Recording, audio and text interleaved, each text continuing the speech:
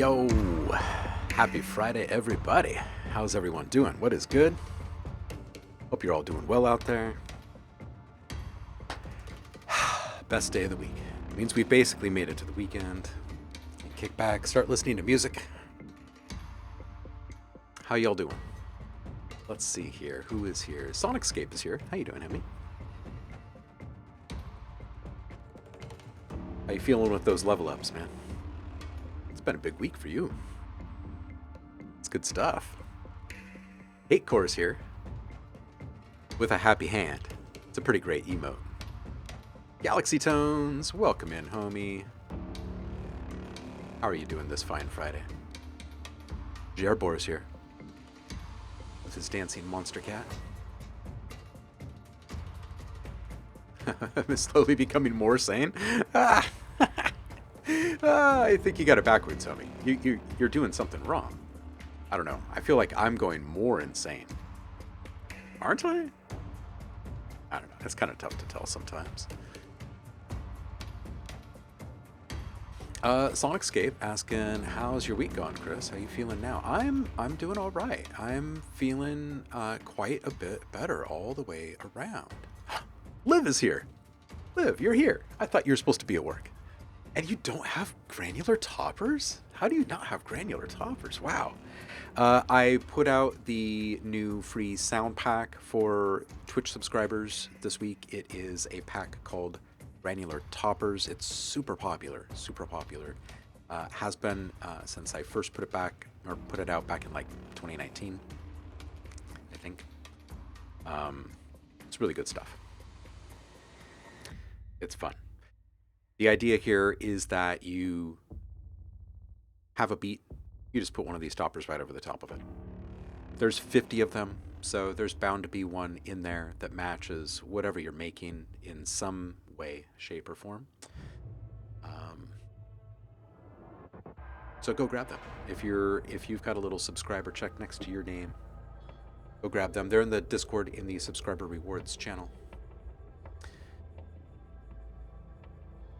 Oh no, Galaxy Tone says it's been a crazy week. My audio interface and one of my speakers got broken. Oh, that sucks. Ugh. Oh, that sucks. I'm sorry to hear that, homie. Ooh, you work Sunday through Thursday. Nice. Nice. Good to have you in, Liv.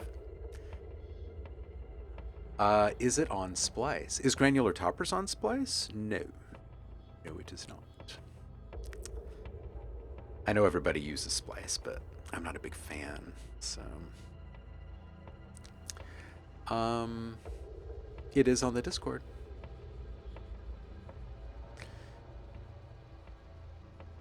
Musicata Brazil, welcome in. Happy Friday to you. Hope you're well out there.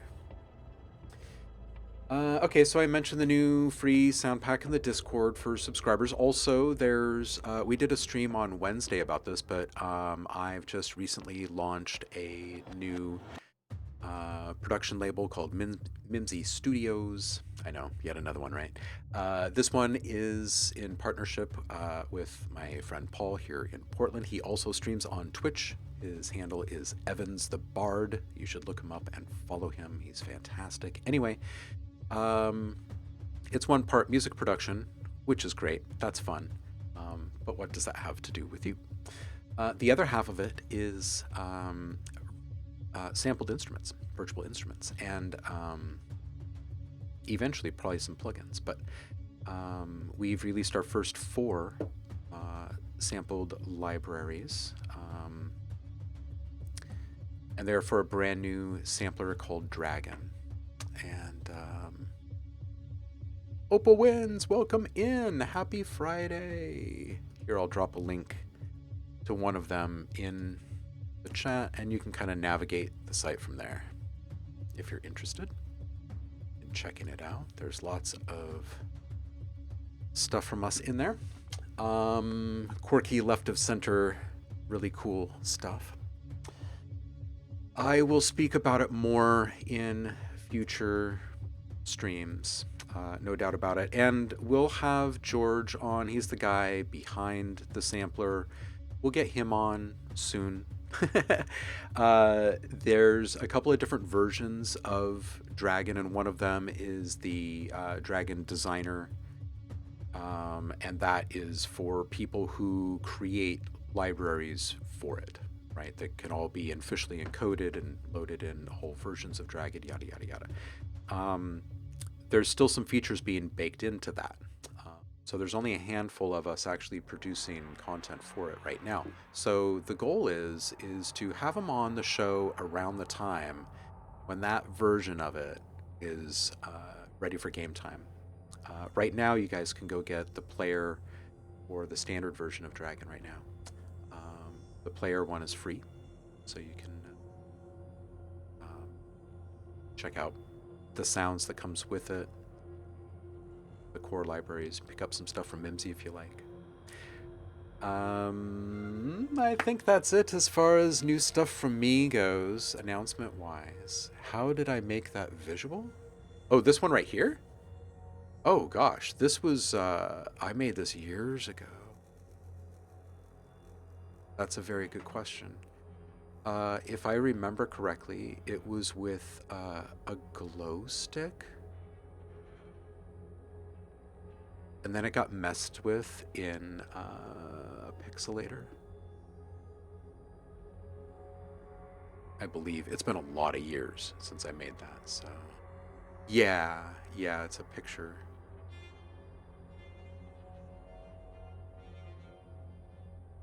Yeah, no, it's just a like a just an image there.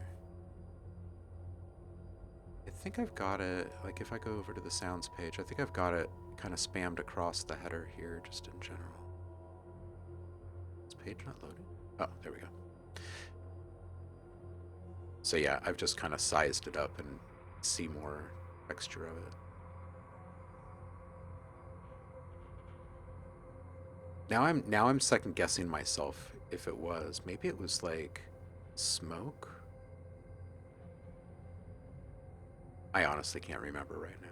I thought I I thought I was remembering it, but I don't think I am. 67 do. What's up, 67? What's up? How you doing? Happy Friday. Looks like a 3D model, right? Yeah, it does. Um it's kind of based off of the what's the I've forgotten the name. My brain is full of brain farts this morning. I don't know why, but the little Zen brush stroke Enzos, are they Enzos? Um anyway, I use that throughout my my OMLab stuff. So yes, the Venn circle. Thank you.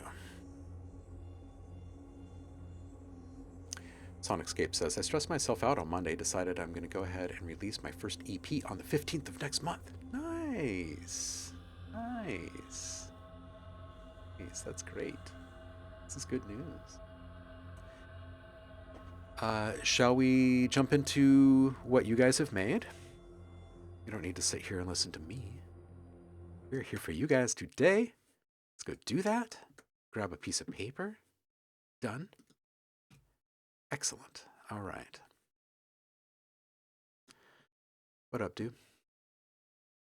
All right, we're going to go to public feedback. And it looks like I've probably got some messages from you guys. I will respond when able. And so, yes. It's not good news. You're stressing. No, it's great news. It's great news. I was explaining this on the last stream. Were you not paying attention? Passion is suffering. If you don't believe me, just look it up. Like, you're passionate about music, right? So freaking suffer. Like, oh, you are. You're stressing over there. But it's okay. Like, all you're doing is releasing what you caught. Think of it that way. You like don't think of it as something that you made. You know what I mean? Like, you're just making the air wiggle, you know? Um, I jest. I'm kidding. It's a big thing. And I'm super proud of you. It's going to be awesome. It's going to be awesome. Sonicscape says, I can't wait to get Dragon. OTT himself. Yes, yes. Yes. Yes. Making air wiggle is so real. It's true. It's true. We can't take ourselves too seriously, right? I mean, got to remember what we got into this all for, right? All right. This is OTT with Sample This the Aura. Lately, I've been thinking. Here we go.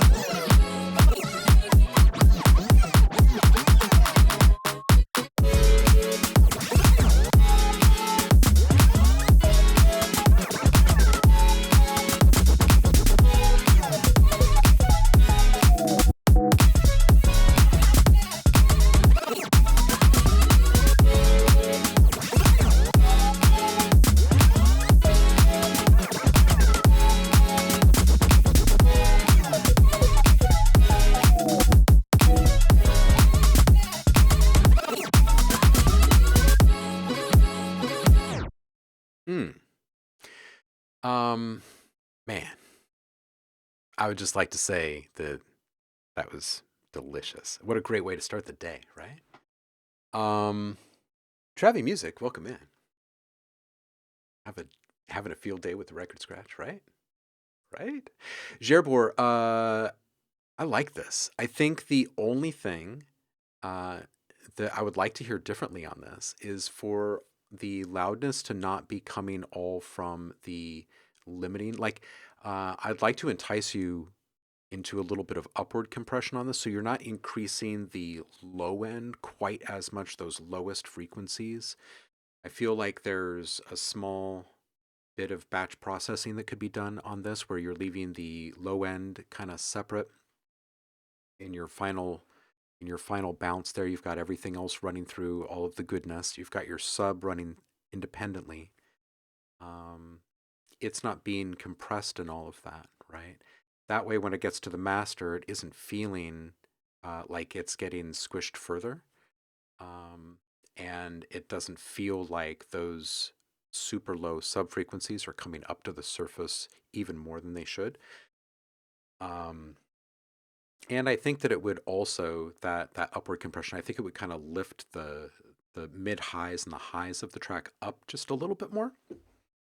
Just kind of bring the whole thing up a little less kind of thick and kind of sense of gravity to it, a little bit more kind of lively, like kind of, what's the right word? What's the right word? Uninhibited. That's what I'm looking for. Uninhibited. Something that doesn't feel like it's being held back by these unnecessary lowest frequencies. I really, really like the vibe. I do agree with the kick being super infectious. I think it's going to be running through our head for the entirety of the day. Mine anyway. I think the stereo field use in this is fantastic. The only other thing on this is there's a few like full stops, like drop to silence in this, which I think are great. I do think that whatever sounds you've got there, the decay rate on them, you could even, instead of messing with the decay rate on any of that stuff or reverbs or anything, I would actually go in there and just kind of artificially draw in a couple of volume automations on the tracks that do have time-based effects, like anything that's going to hang over in those moments, because a really sharp cut to silence just for one beat is such a good feeling. You know what I mean? That's it. That's it. The LUFS are up just a little bit, so I feel like the switch up of doing all of your loudness from just the limiting and getting a little upward compression and detaching your lowest frequencies in your big chain, I think those will fix that. So it's good stuff. It's good stuff. Silence is an instrument. Yeah, you know, positive, negative, light, dark. It's true. Balance is important. It is true. Wow, 7:03 a.m. Boom. Way to slide in there, homie. W&B. It is you. And it is Friday. Let's do this.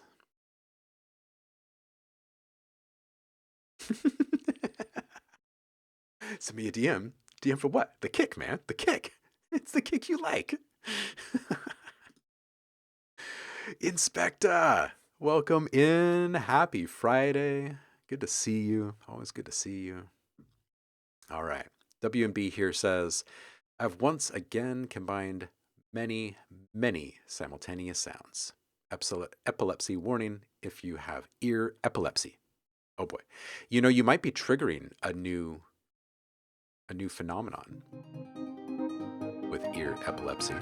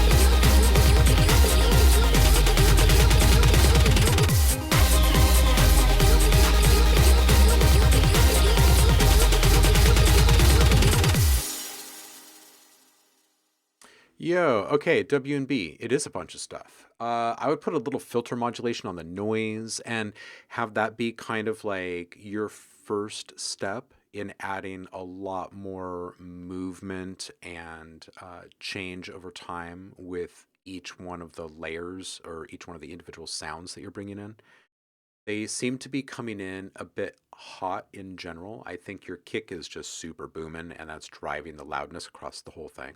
So the first thing is to bring that down and just kind of bring down the volume of everything else along with it. Um, and use more volume variation. Be a little bit more bold with your decision making in the difference between loudness levels or perceived loudness levels of your different elements in the mix. And then that's going to create a much more inviting kind of mix where we can actually um, kind of zoom in and fall into the mix in different ways. We can hear that there's depth to it and not just one big loud kind of veneer. So that would be the first thing. And then to create change over time from those starting points with those volume decisions, because you have a lot of different moving pieces. And the best way to allow all of them a little bit of spotlight, a little bit of limelight in all of this is to use volume automation, right? So what may have been the driving force in one section doesn't necessarily mean it's going to be the driving force in the next section. And it can come down a bit for whatever is going to be driving that next section. So a little bit more collaborative, cooperative movement in the actual mix, I think would be good. Bass wobble down. I think if you bring down the kick, the next thing to come down would be the bass wobble. And then take a look at your EQ on each one of your tracks and make sure that you're not including any unnecessary frequencies. Once you get to a certain amount of busyness in a busy track, you've got to be pretty meticulous with your EQ because there's a lot of crossover between your sounds in frequency. And when that happens, it's harder for those sounds to cut through in the mix. So a natural reaction is to drive the loudness to try to get everything back up on top or to get everything to cut through, right?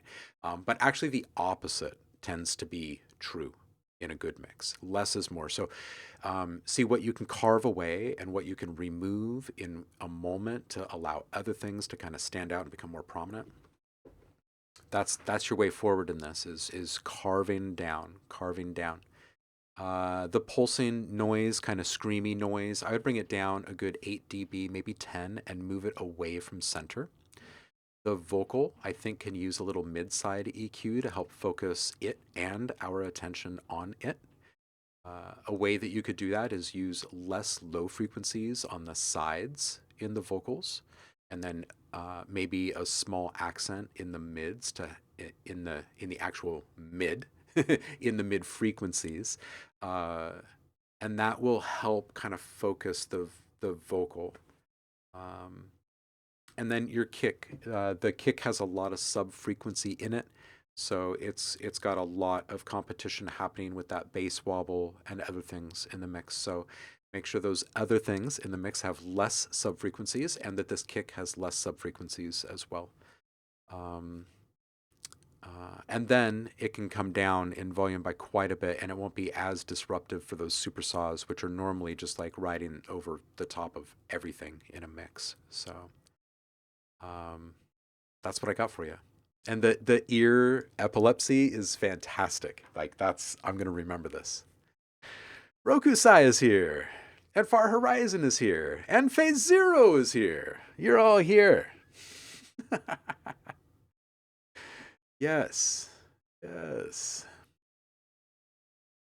Trappy Music saying, I am younger than 2 decades.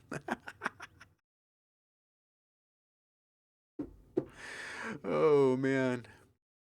Saying I've been making music since 2020 and still I struggle so much. It's common. That's common. You can't hold yourself to unfair standards. And you know what? Oftentimes, and I tell people this, and they so much of the time when they respond to this statement, it's like, oh, yeah, oftentimes when you find yourself in this situation where you feel like perpetually you're kind of struggling with music production, you might want to take a step back and go to the very basics again and not get so caught up in the production techniques and focus on the music making, because there's probably a bit of a hang up there mentally between the idea of production techniques carrying the music forward for you somehow, or that those production techniques are going to make your music sound the way that it hasn't previously, right? So much of that comes from the music making itself. That's like really basics. Like, so going back to your instrument selection and timing and volume, that type of thing, and then melody. Um, those things can often kind of give way to a lot of other um, worries that kind of become crutches in a way, if that makes sense, right? Because you end up blaming the wrong things, and that's why you don't make the kind of progress that you're really wanting to over time. So it's something to consider. How you been, Phase Zero? It's been a minute.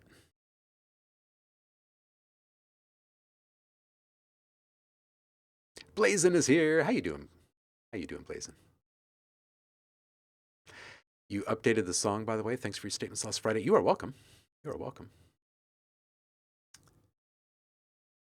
No bass boosting. Yes, Phase Zero. Absolutely. Liv. Speaking of producers with decades under their belt, you feel old now, Rokusai. Oh, 672 says, Basics is the shit. I switched to basic waves and minimal arrangement, and I'm so much better now. I can do my old crazy shit with it, and it integrates so well.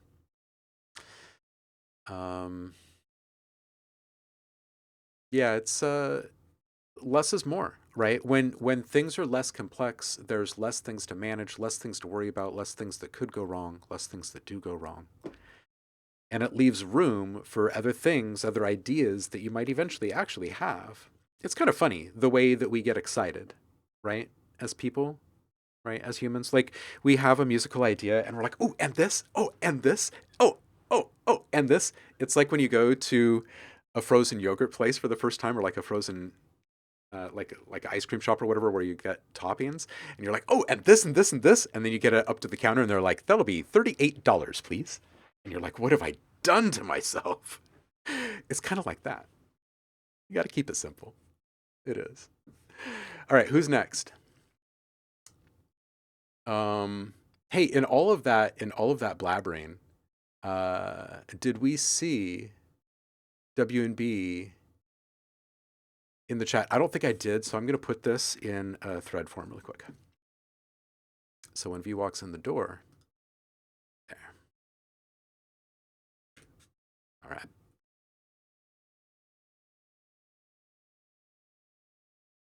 Ding dong, ming ling. Let's do this.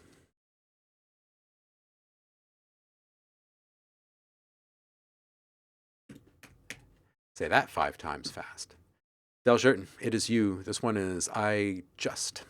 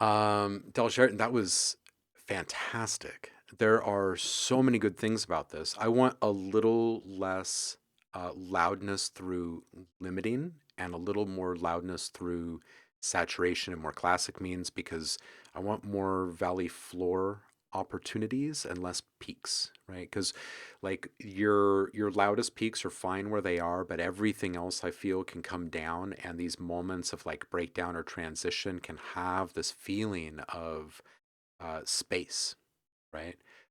And I think we would all like truly lean into this. Really fantastic dialogue presence, like the clarity and there's nothing dripping over the edges of anything. It's great. Really yummy filter at 113. I love the nice slow dreamy fade. 126 is a really good example of where I'd love to have a little more dynamic range reclaimed. Yeah, super great vibe. There was a volume, like a perceived loudness jump while the dialogue was being panned at 208. Nice slowdown at the end there. That was good stuff. Yeah, that was clean, right? Right? Yeah. Hmm.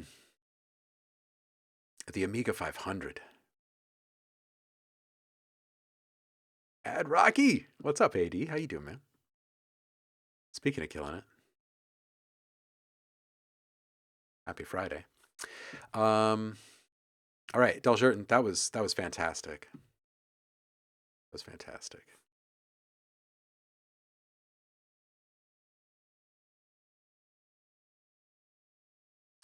All right, Hate Core, it is you.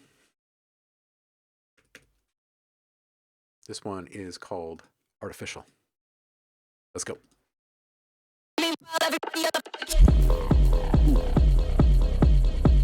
Oh.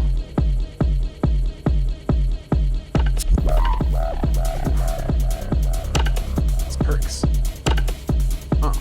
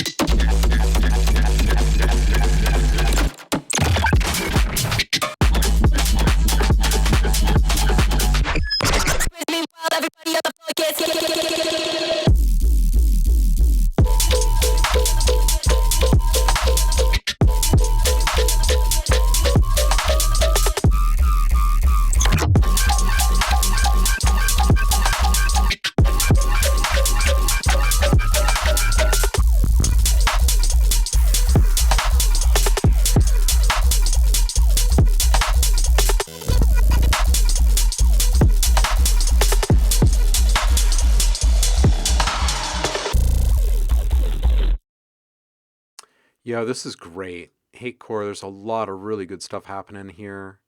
Um, the very best tool for you to finish this thing, I think, is an EQ.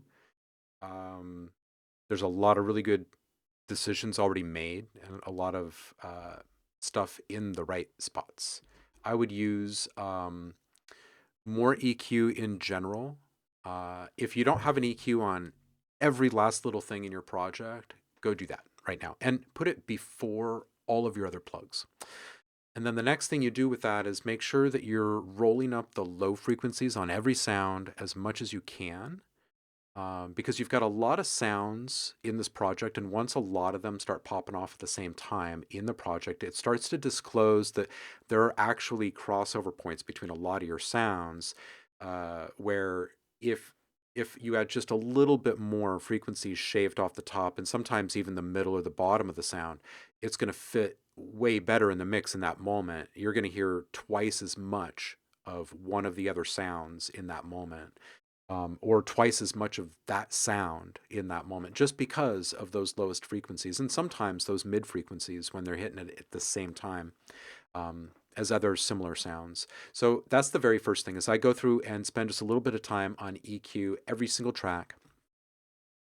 Maybe a little reversal and whoosh combo at 119 to help embellish that transition there, which was super cool. Great energy throughout this track. Just truly, it's got a lot of really good stuff. I feel like we will all feel that bounce in this track translate a lot more when there's less low frequency competition happening. Everything is going to be so super focused. Loudness is a bit big in places, which brings up the low end baggage with it. And I would spend, like I said, a few minutes removing those lowest frequencies. It's just that the low frequencies take a lot of energy to serve up, and they move slowly. So they take a little longer to dissipate in a mix. And when you have rapid fire, rapidly articulating sounds being served up, uh, that rate of decay needs to be so much more rapid. And that's awkward. You can't force that into your sounds. So the easier solution here is just to remove the lowest frequencies in general. So, and all of that will create clarity and edge. And I think that one other thing that you might want to consider in future projects is a little bit more batch processing, where if you do go kind of big on low end in some sounds, those can actually be in a separate group while you're doing your first mix down. And then you're bringing those back into your greater mix, and they'll sit just a little bit better because they won't be affecting the other sounds in the mix simply because of their frequency presence, like in a compressor chain, for instance, right? Um, that's it. I think that's it. Grouping is actually how you mix it. Okay, so then do exactly what you're doing now, but just be a little bit more bold. A little bit more bold in your decision making. Like if you're thinking, I can push the low end up on this all the way up to like 110, see if you can push it all the way up to 130, 140, 150. And then see how that actually sits with you. Trust your ears, lean into it.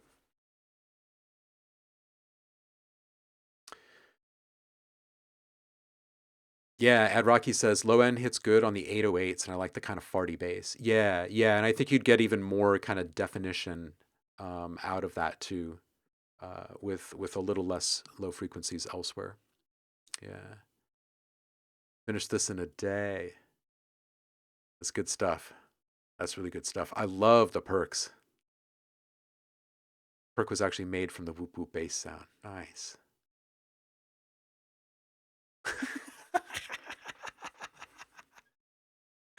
Oh, Rokusai.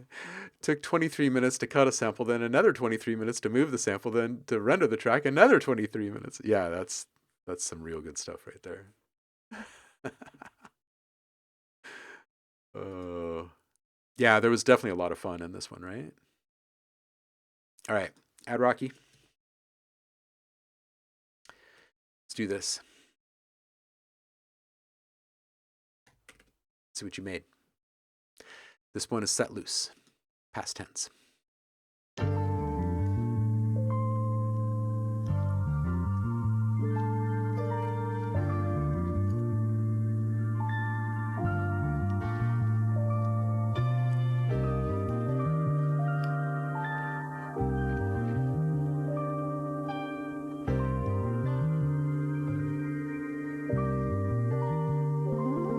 Jay was raised pretty great when comparing to 80. BR possessing the poor, the exorcist lazy. Case workers are the priests, taking what you're donating. Stay been making life a hell, making demons from babies.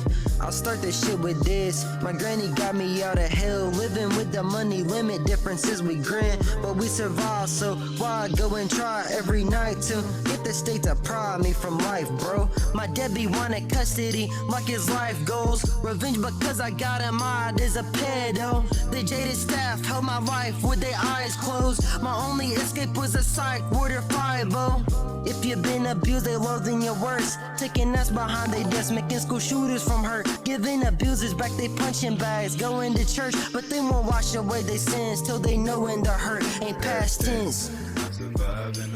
From my past tense. From my past tense. No, it's past tense. Past tense. And now we past tense. Past tense. Past tense. They saying God ain't made mistakes. Well, I hope he's entertained because the state's done invaded where I stayed. My foster parents wanna say that they saved the day without understanding me and giving me some shame. Call me broken day, threw judgment into place. Although so I blow cocaine, off rehab books like go play. Laughing at the world, lost a joke, so I split to where I thought that I belonged. Said you do, so I went to where a smile doesn't visit, where the love was a front but the drugs was explicit, where the hugs didn't come with an ounce of intention, where I cut every bond just to calm my suspicion. Yeah, I flinch less now, but I scream in my sleep. See shit on that street that I fight to live in peace. So when I'm going nuts, I'm just fighting memories, making friends with my pain. They can write this shit for me. Foster kids are tired of shit. I got friends who died to quit, so the reaper steady trailing every line I spit. Saying they gon' die if they spook my wife again, trying to get me paranoid again, like I hate the dance. You've been delusional and scared cause you not past tense. The tension get the flash until you let the past tint. Your lenses with the smut and burn your glow to ashes. I speak about the past and yet it isn't past tense. From my past tense. From my past tense. No, it's past tense. Past tense. And now we past tense. Past tense. Past tense.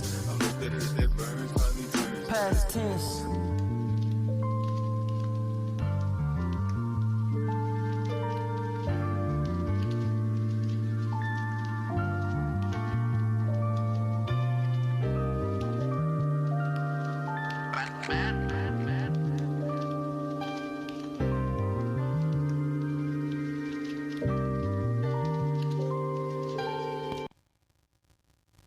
Might want to consider a second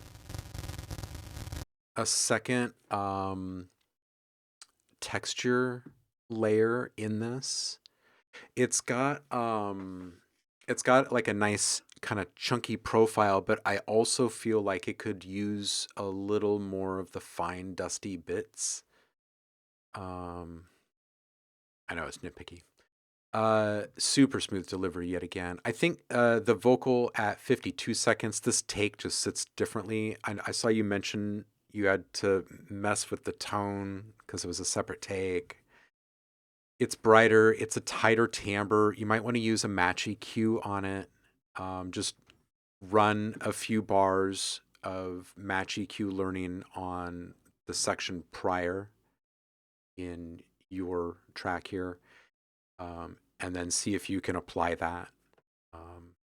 Like bring that alternate take, the one that sounds a little bit different. I bring that down, like just copy that whole track down, keep that one bar there from, or that one section from that second take, and then put that match EQ on that channel, and see if you can get it to tone down just a little bit. It shouldn't take too much. Maybe just a touch more swing on the snare. There's just like a hint of hesitation that I want in a couple of more spots. Dude, the chorus is super dope. I do feel like the vocal balance between you and second player is a little rough still. And also there's just like super small timing. Like you might want to just, you know, I don't know what DAW you use. For me, it's control. I hold down control and it gives me the free float position of the regions in my DAW, and I zoom way in. And I just start to fiddle with that, just like we're talking milliseconds, right? Like I'm bumping it over just a little bit and playing it back and seeing how that sits.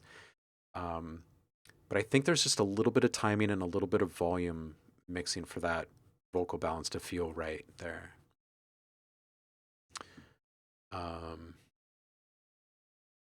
Yeah, Grid Off is goated for real. Using me, welcome in. Maybe a higher pitched wishy-washy, only on certain vowels. Yeah, AD, you've been crushing it, man. Absolutely. Yeah, no, I think all of this fill-in work that you're doing, like going back and working on the ad libs and all of it, all the fills, like it's making it. And the quality, dude, the quality of the update you shared last week prior, just man, getting it, man. Gonna go get this. For real, for real. Tomba, Sonicscape, it is you. Speaking of level ups, you know who else just, bam, it just hit them in the face this week? Kind of like it did you. Like, when was that, 80? It was before your accident. But there was a flip that was switched. There was a couple of things that just made sense in a different way than they had previously, and everything started to click.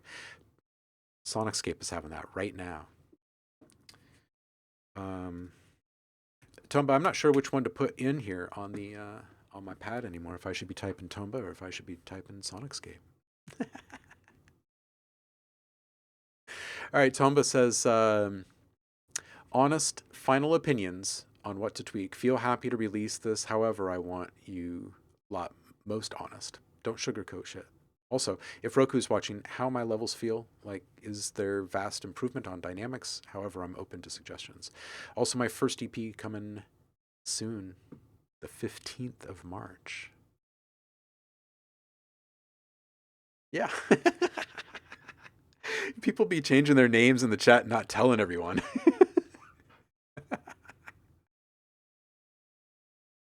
Arthur Hills, welcome in. Happy Friday to you. Roku Sensei. It was so good having you on the show on Friday, Roku. We'll do it again soon, right? Okay, this is Lexicon Week 5. Let's go.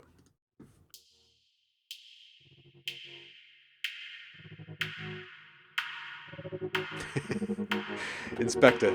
That's truth right there. Yeah.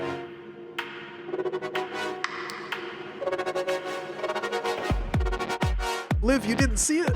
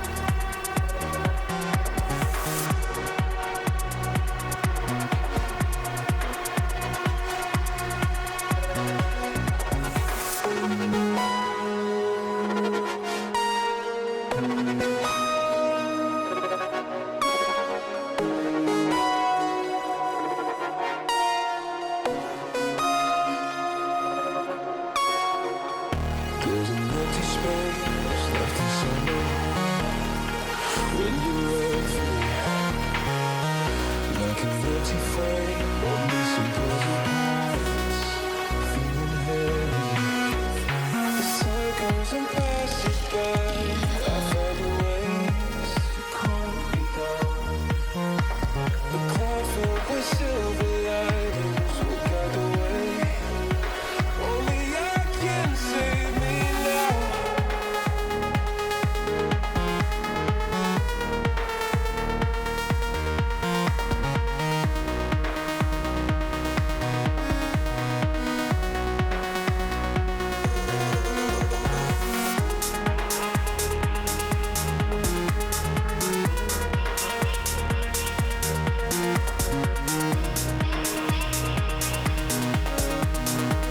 Only I can save me now.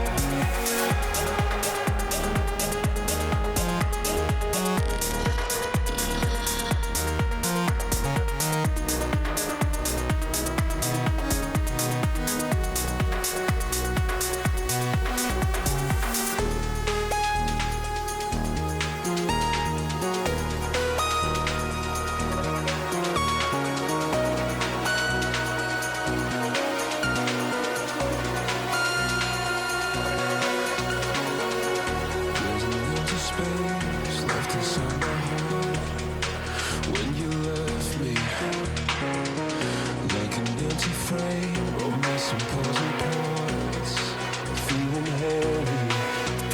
The sun goes and passes by. I find ways to calm me down. The cloud filled with silver linings will guide the way. Only I can save me now.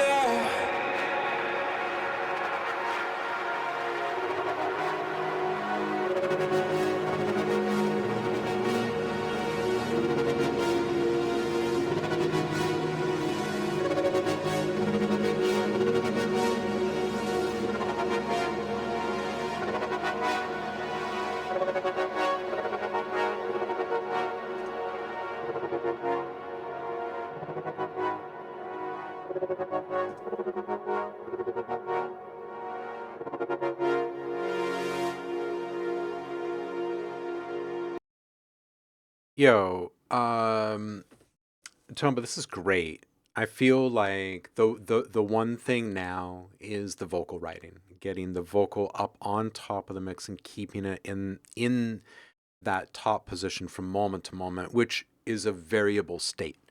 Um, Vocal writing is an art. So your volume automation lane in there uh, is going to be really busy, or you could just use a vocal writer plugin.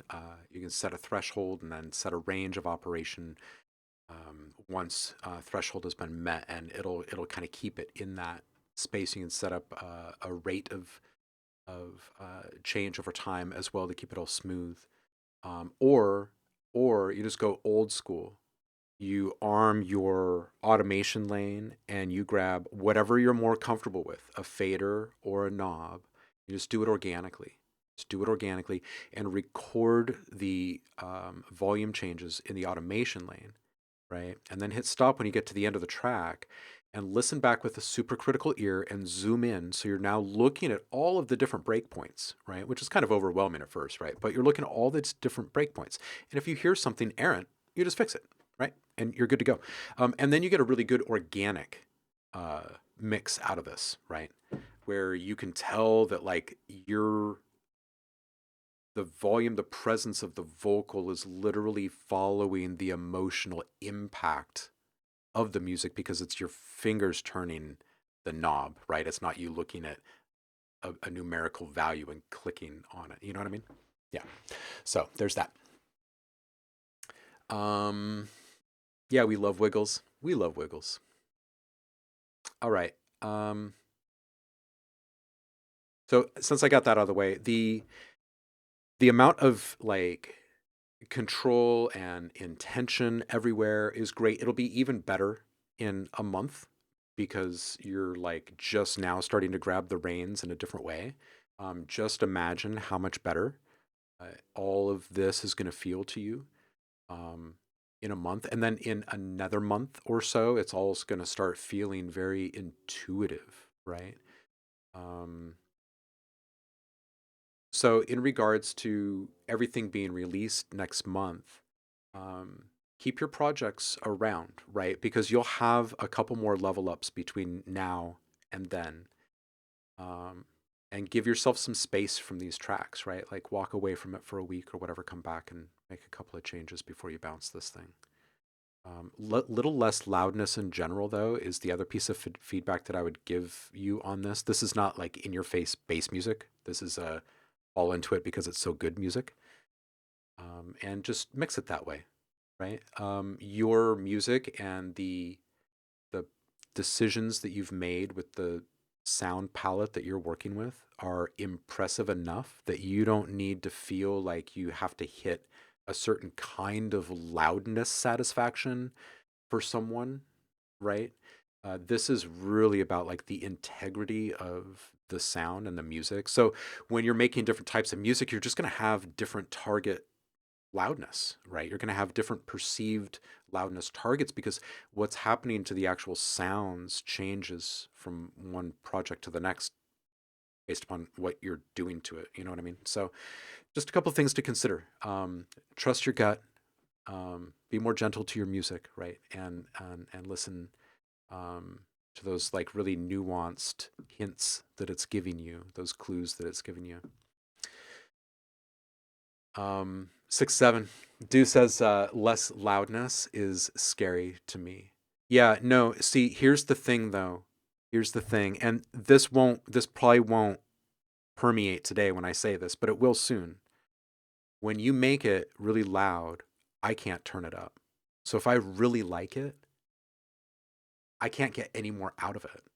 There is no greater satisfaction I will ever have from that. And in fact, I actually can't listen to it at high volume because it was actually mixed at such a high volume, right? You know what I mean? Now, I personally, I release stuff all the time that's a little bit too loud, right? Because of the kind of standard socially of like what people are using right now, and all that stuff is going into licensing, right? So that's why I do that.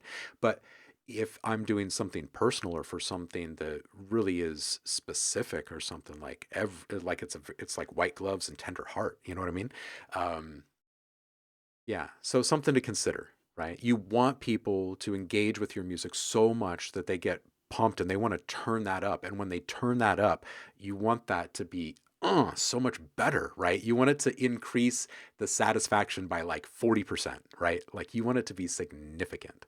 And you can't do that. You can't do that when something is already at max loudness. So there are many other conversations to have around loudness and stuff, but that's something to think about there. Galaxy Tones. It is you. I really like this art here. This one is called Destiny.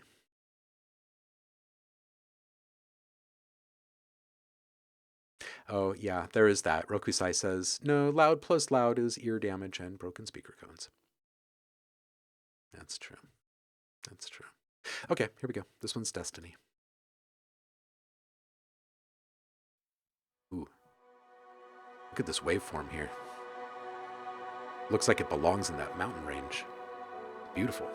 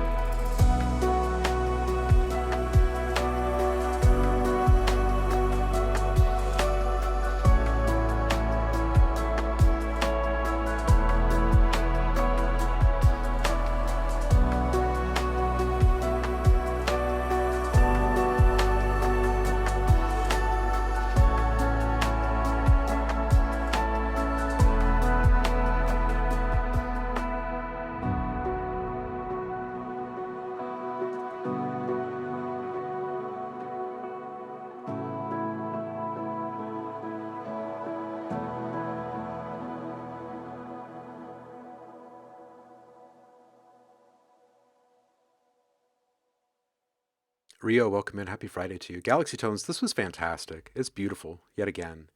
Loudness down. Like, that's my main one on this. I would say bass down just a little bit. The other thing that kind of bumps me is the amount of sub frequencies in the kick. There's just a lot of impact when it's hitting. And yet the ethos of this whole thing is so relaxed and chill, right? So I want less of that kind of aggressive use of those lowest frequencies. um, which the kick, I mean, it's about as aggressive as it gets in this track, I think. So, um, yeah, the loudness, man. I just bring the loudness down a little bit. It feels like this is pushing around like maybe neg 12 or something, and back it down to like neg 16 to neg 14, just a little bit. Um, and see if this kind of transition point here. Oops, where's my right button here? This little dip here, we could bring that down about by half here. And if you can get it to that point where you've got that much more dynamic range, this would feel like it really opens up. The other thing you can do is use a balance of downward and upward compression for this. You can use upward compression to create a little bit more of a sense of a higher ceiling, a sense of um, rising, like a touch of air, brighter, kind of clean frequencies up high. The downward compression is muting, right? It's taking away the opportunities to hear what the sounds would sound like if they were allowed to reach their truest peak, right? So in this type of music, I would really encourage you to not limit the peaks of the sounds in pretty much anything, right? Like you're gonna limit the peaks here and there through subtle compression to help everything gel together when you're increasing your loudness later. But so much of this can be kept very open with kind of this upward expansive approach instead of this downward approach. And then I feel like you're going to have just an even more kind of open, airy delivery of the whole thing. Yeah.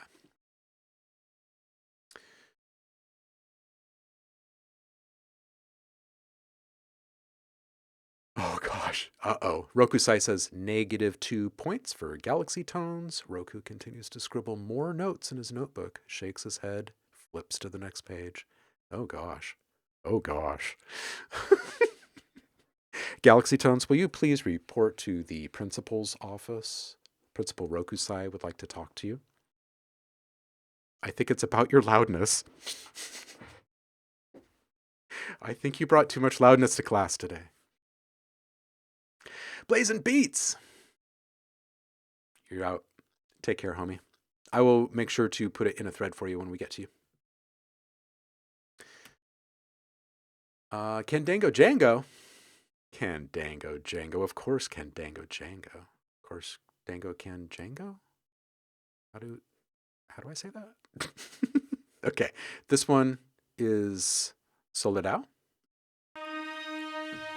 Eu sempre soube perto de você que a vontade de esclarecer não deixou de me resplandecer.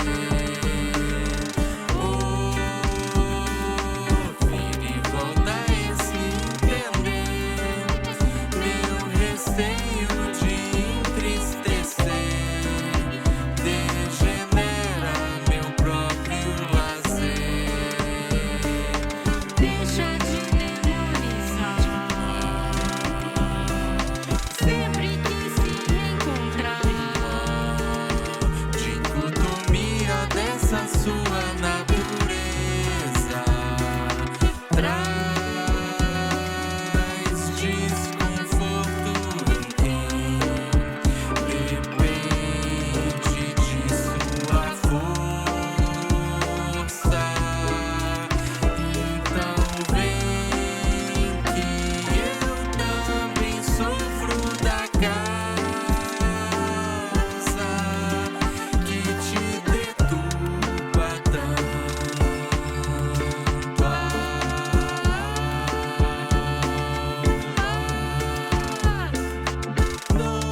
noite, quando a saudade bate tarde, quiseram que eu não soubesse de outro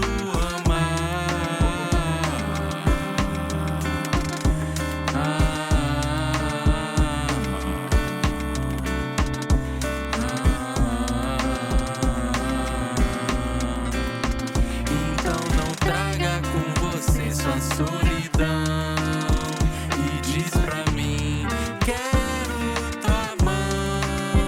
Corri tão longe que você despertou desse teu sonho, devagar acordou e levantou, dado as mãos por outro.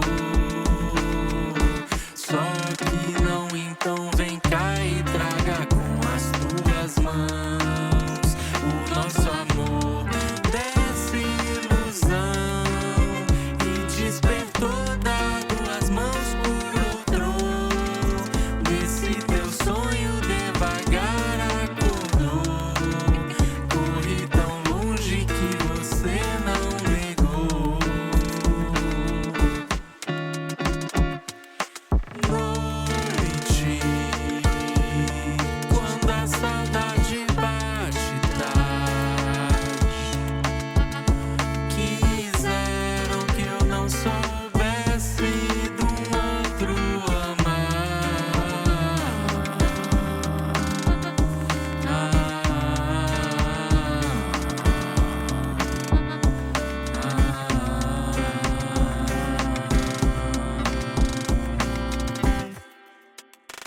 Yeah.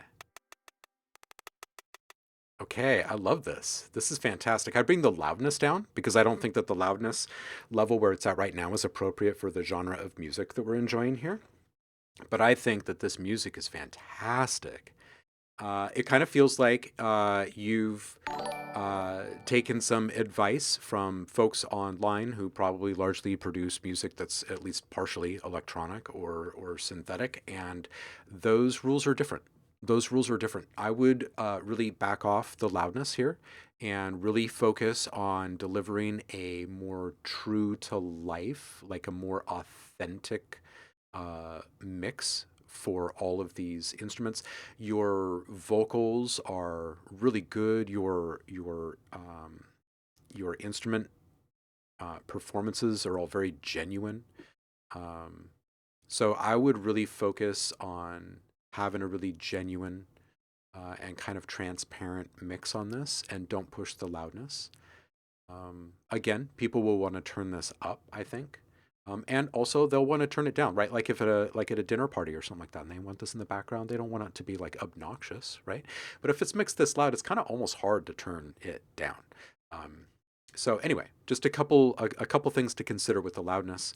And I do think it will just feel more relaxed and at ease with itself at a proper volume level. The other thing to consider is the reverb that you've got here. It's a little long in its decay time, so the reverb balance seems a little bit off, like it's in a very big place, and the reflections are pretty present. So what I would do is I would take the decay time or the size of the reverb down just a little bit, and make sure you put an EQ after the reverb on that reverb channel, and just take out the lows and the highs. So you're really only focusing on the main part of the sound, and it'll take out some of that reflective kind of clutter that you're hearing in the mix that can be a little distracting at times. And then that should be it. I think that should be it. It feels really good. It feels like a really good track. You were experimenting with the blending. Yeah, I like it. I like it. Red, welcome in. Yes, everybody's welcome. W and B, you are welcome. Glad you got it. Travi, that was lovely, right?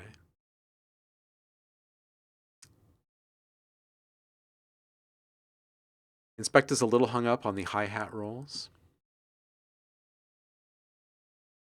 Otherwise, people are loving this. It flows. Yeah. Clyde, welcome in. Happy Friday to you, homie. Do.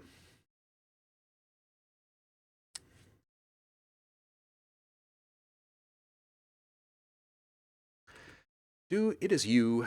And Do says, working on this with my friends. We started yesterday. We went through like a different vocal idea, but that really wasn't going. So I did something more airy and did the arrangement very minimal. We've pretty much just started this, so my subgroups and chains aren't fully set up yet. So I'd really appreciate feedback on like how I could or should route what sound where or group and like what. Just in general, just some feedback on making it louder because I want to hit like neg 3 lufts like always, but the sub is so easily distorting. All right, let's listen. This might be a little loud, you guys. Let's go.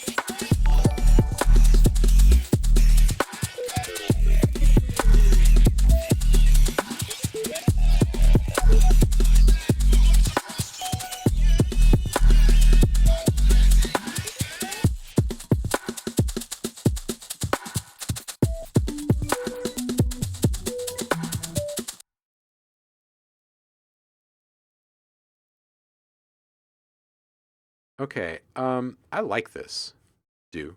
I know that you're just getting started with it and that you're not taking it too seriously in the chat, but I like it. Raid Zero, welcome in. How you doing, Mike? I think that it is a vibe, and the reason why it is because it's original and it's fresh and it doesn't sound like other stuff. I think you need to lean into just how unique it is. Number one. Number two, find ways in which you can create movement within the mix, and that can be as simple as putting a filter on one track in this project and moving that filter cutoff around a little bit with some automation. And on another track, maybe there's a saturation plugin and that gets a big swell halfway through the track or something like that, right? Another track in this has maybe like a dotted eighth delay, and it just sits there completely silent, doing nothing on the track except for like maybe 2 or 3 spots. And in those 2 or 3 spots, it kicks out this little delay tail echo that's actually really cool, right? So going back into your mix and thinking with the same kind of open creative perspective that made this, right? Think about, how can I make these things move, right? You don't need to go in and lay down some absolute genius top line melody. It's not about that. This is about making this cool, funky, texture driven experience into something just a tiny bit saucier. Like, that's it. I think you've got probably the beginnings of a cool little collab here, and you guys should put together several more of these and see if there is some kind of signature sound or process or workflow that you guys can develop together, so you can keep mashing stuff together like this. That's what I say.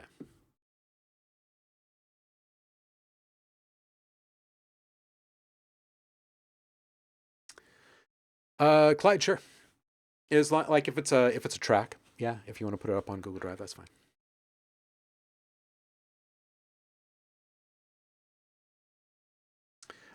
Rio saying, I think it should have more impact. Like right now, it feels very linear. Yeah, that's exactly what I mean by finding ways to create movement within the mix. So I talked about how you could achieve some differences or variations through simple processing, right? Like just with a single plugin on each track. The other way in which you can create movement is through volume automation, obviously, right? And then you can make changes to the arrangement. You can stop a looping element for just a second, right? And make us take notice of that. You can also use tiny little DJ and remix maneuvers, right? Like a quick little reversal or a resequencing of something, which is super fun to do. And that would probably fit your music quite well in this, right? Because you can take and reassemble or repurpose elements that are already very prominent in your mix, and you can chop them up in different ways and resequence them, put them in a different order, flip them on their head, upside down, stretch them out, and just start to, in general, play. Yeah. I think that once you start to feel, I guess, brave enough to like really start slicing audio and like stretching it and punching it in different ways to get different results, that's where the real fun is going to happen with you and your friends that are working on this, I think. Because those are the ideas that will set your stuff apart, right?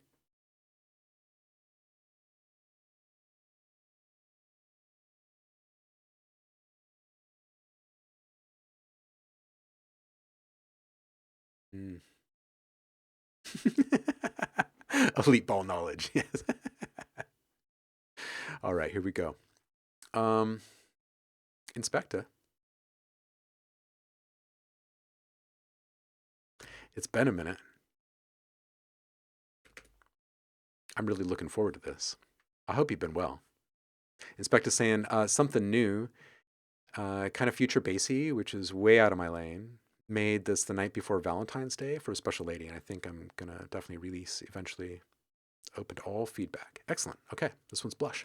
Let's roll.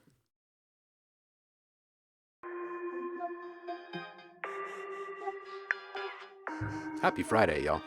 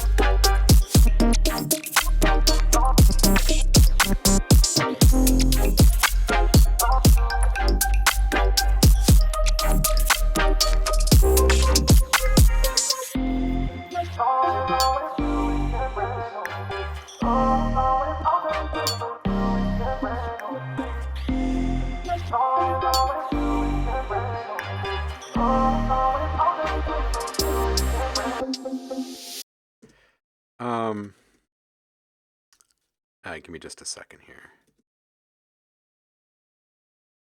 All right, so I like this one. I don't know that there's much to change, but there are a couple of the smaller sounds, like the metallic perk that's kind of hitting. It sounds kind of like a flat triangle, sort of. There's a couple of sounds like that in here where I felt like they felt a little dry for the overall aesthetic of everything else surrounding it. So you might want to touch those sounds that feel just a little bit more dry, because I think they'll still be right up on the surface and they'll still come across as very, close and intimate, and clean. But in their current dry position, they almost felt a little off, like they didn't have quite the alignment or something. So I like this vibe. Yeah, it is different for you, but I like it.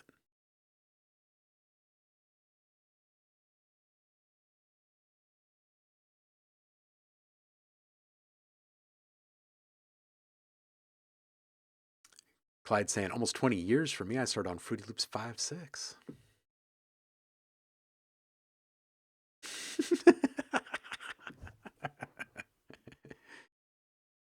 From the tape era. Oh yeah. Let's put it this way. The first way I edited recordings was with an X-Acto knife on the what was it? Was it Apex? It was a reel-to-reel tape machine that was right at the bottom of the stairs in our basement.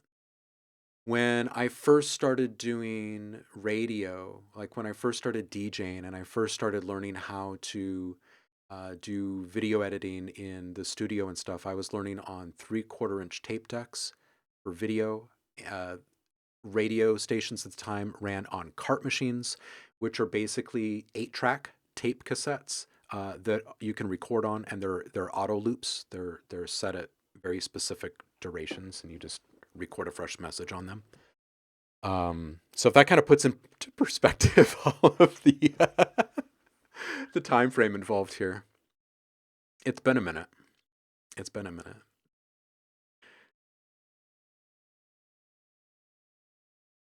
It does. It does sound hard because it was kind of hard. But you know what? We didn't really know any different, and the world was so much slower back then that it didn't feel like it was some sort of awful, horrible thing. It actually felt really cool. Like we were mad scientists getting up to some stuff. You know what I mean? It's like freaking rock and roll, you know? Yeah, why not? Go buy the stuff. Like, go play with it and reinvent what you can do with it. That's what I say. I just go make some stuff with it. It doesn't even have to be how it was intended to be used. Just go. In fact, if it's not, then it's even better, because you're going to come up with something way more original. It's probably going to feel great. You know what I'm saying? Trey, it is so good to see you. I'm really looking forward to this. You ready? Oh yeah, it was part of the process. Like that's it. It in a way it kind of dictated the kind of music we were gonna make. The same way that the guitar pedals kind of dictated what kind of metal you were gonna make. You know what I mean? It's just, it is what it is.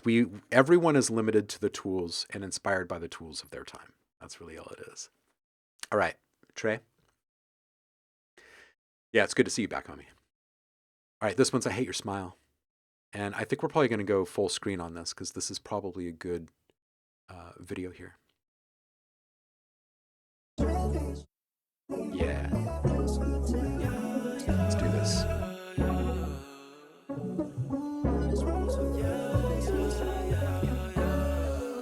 good to see you, Trey.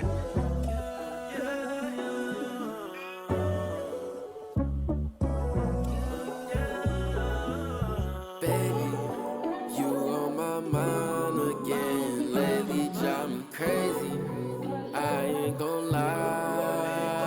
On different pages, I'm hating your smile again so much lately. I'm wasted, but I still got some fight. You ain't gon' change me, but I'll be alright. Even if you just better hate me, but I'll just be one night.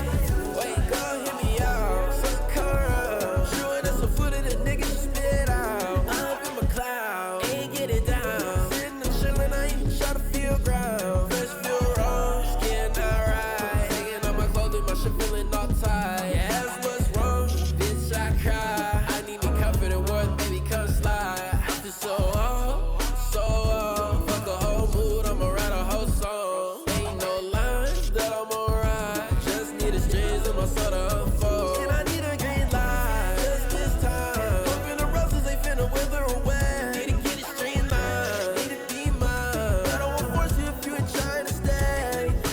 Baby, you on my mind again. Lately drive me crazy. I ain't gon' lie. On different pages, I'm hating your smile again. So lately I've been wasted, but I still got some fight. You ain't gon' change me, but I'll be alright. Even if you just better hate me, but I'll just be one night.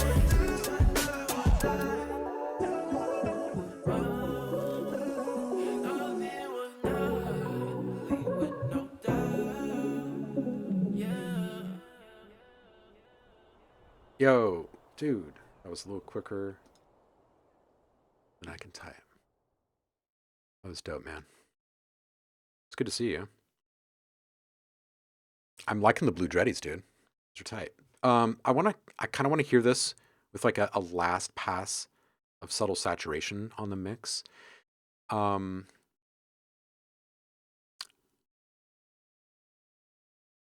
think it's for two reasons. The boom, like the low end boom, I feel it can have just like a little bit more kind of almost throatiness to it, and your vocal can have just a little bit more kind of forward appeal on it. Both are very subtle, but they'd be so satisfying. This is really good, dude. That's really good.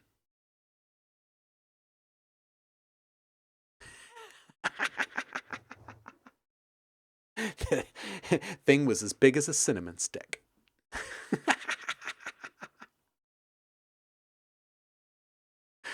Oh, that's good. That's really good. Okay, so you feel what I'm talking. Yeah. Okay. Good. Yeah. So if you can hear what I'm talking about, that's all I feel is really missing in this. I really like the way that it's hitting right now, and yeah, man, it's good to have you back. Good to have you back, Travi. We've got two here. Travi, normally we do one. Let's see how many people are in the queue here. We're going to listen to both these.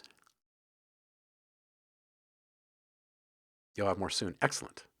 Excellent. I'm looking forward to that, Trey. I mentioned earlier that I started up yet another production label over the last few months, and we've already got out 4 different instrument libraries for a new sampler called Dragon. But the other half of that label is going to be focused on music production, and it's going to be all over the place, you guys. It'll be pretty high-end type content. It's all going to be licensed out through Marmoset. So really high-end quality stuff. But I was thinking I'm not sure what day, but I was thinking maybe we could I don't know. Maybe we could dedicate one of the streams each week to just mixing music. And we've been talking about bringing back the OMLab challenges, the community challenges. And I wanted to stop for just a second and pick your brain about this really quick.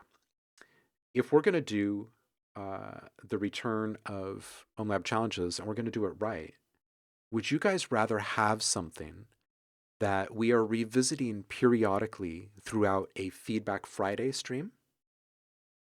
Or would you rather have it happen on a production stream day? Those are usually less people, but we're able to focus a little bit more on task at hand.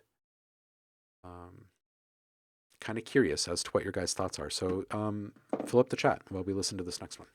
This one's from Travi saying, language is Arabic. I'm from Egypt. I really need feedback on my mix and master. If you got to play just one, play Bali. I made it through depression. Kind of proud of it.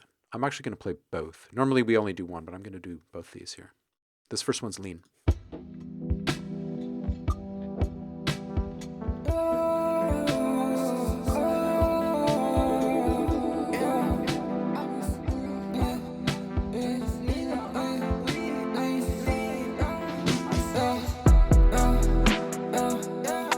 حبيبي أنا مش عايزاك قلت لي حاجات ما تروحش من بالي خدتني وحدفتني لهناك في سكة تخلي العقل يعاني نيل ويلي رشيش رشي نيل ويلي رشيش رشي ده خريف تلف بيك أزمن وتدور ومش هتلاقي برضو true love right true love فينا true love fuck الاكتئاب من المرة الأولى عمري ما كنت بنسى بسهولة فكر فيها في كل night انت مظبوط مش الهولة بس هي بتعرف تلومك عليك ده بتشتت طولة بنت الناس طلعت تكذوبة وبتاخدك ترميك عالموجة بترقد دوسخ من الفايبز علي بقى سايق قلبي ميت بضرب ضربي نايم تنصحنيش عشان مش هاين زميلي أنا شايف نفسي كويس وعارف إني مغايب بقيت مدرك إني منايم قلت لي حبيبي أنا مش عايزاك قلت لي حاجات ما تروحش من بالي خدتني وحدفتني لهناك في سكة تخلي العقل يعاني نيل شيش ويلي رسيل نيل ويلي رسيش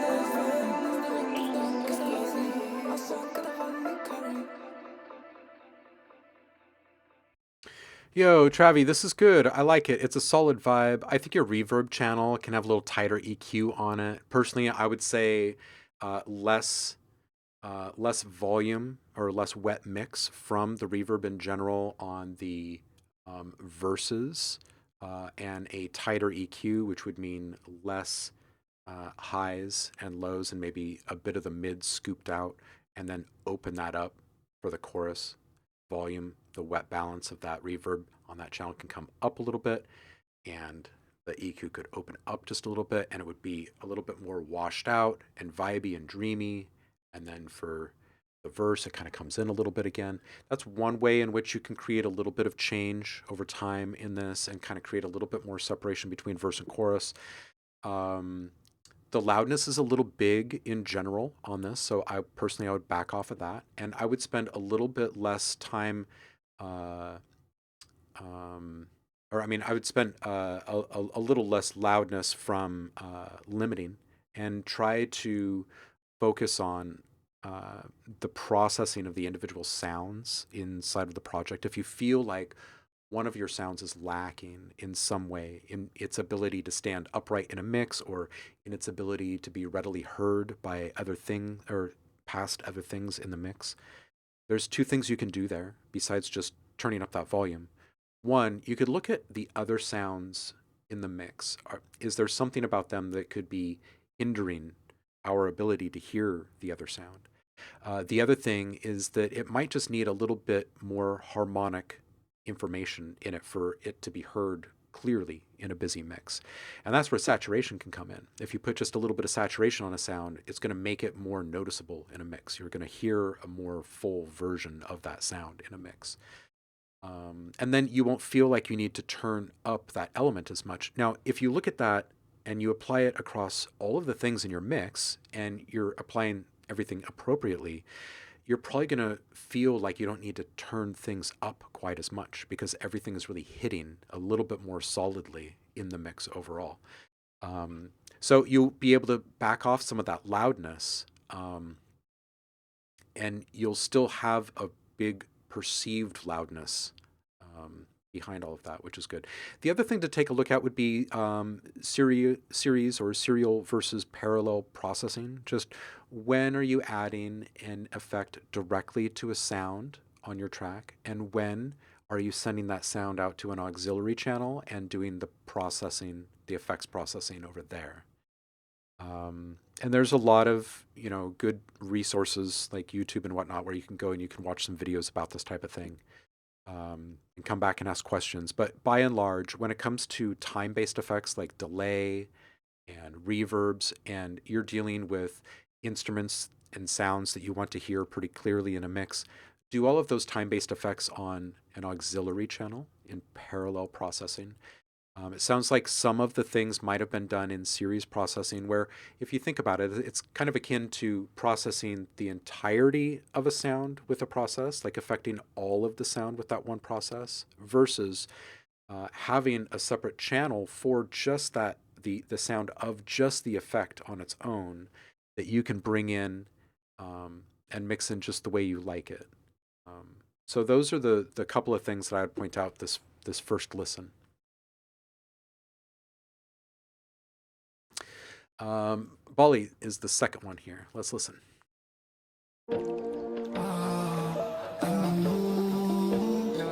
يروح من عيونك تحس ان انت في سهرة تحس زميلي بيراك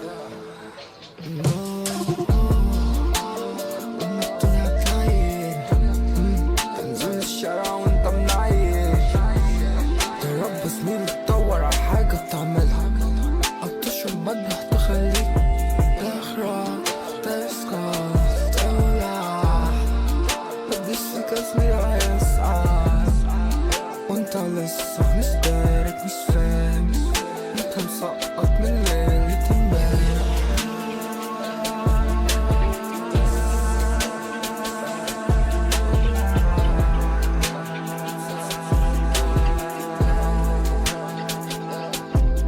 انا قتلت قلبي بايدي قلت ضم الفيلينج اول ما لقيت الاكتئاب جاي يناديني انت زميلي ماشي وسارح اكستاسي بيخليني سايح وبقالي سنين بحكيلكوا قصة كله يا زميلي بس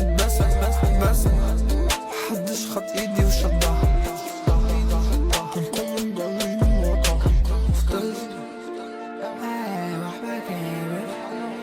كنت عايزة بعمل هواية بس كله جلاني بس كيدي وبعاني ايدي على وسطك بص في عينك بس الرسالة وصلت أنا فهمتك انتي عايزة تعيشي حاجة different بس مش فارقة معايا ولا معايا أنا بحكيلكوا حكاية عشان محتاج انتوا ودنا زميلي في السماعة بعد السنة باخد بشرب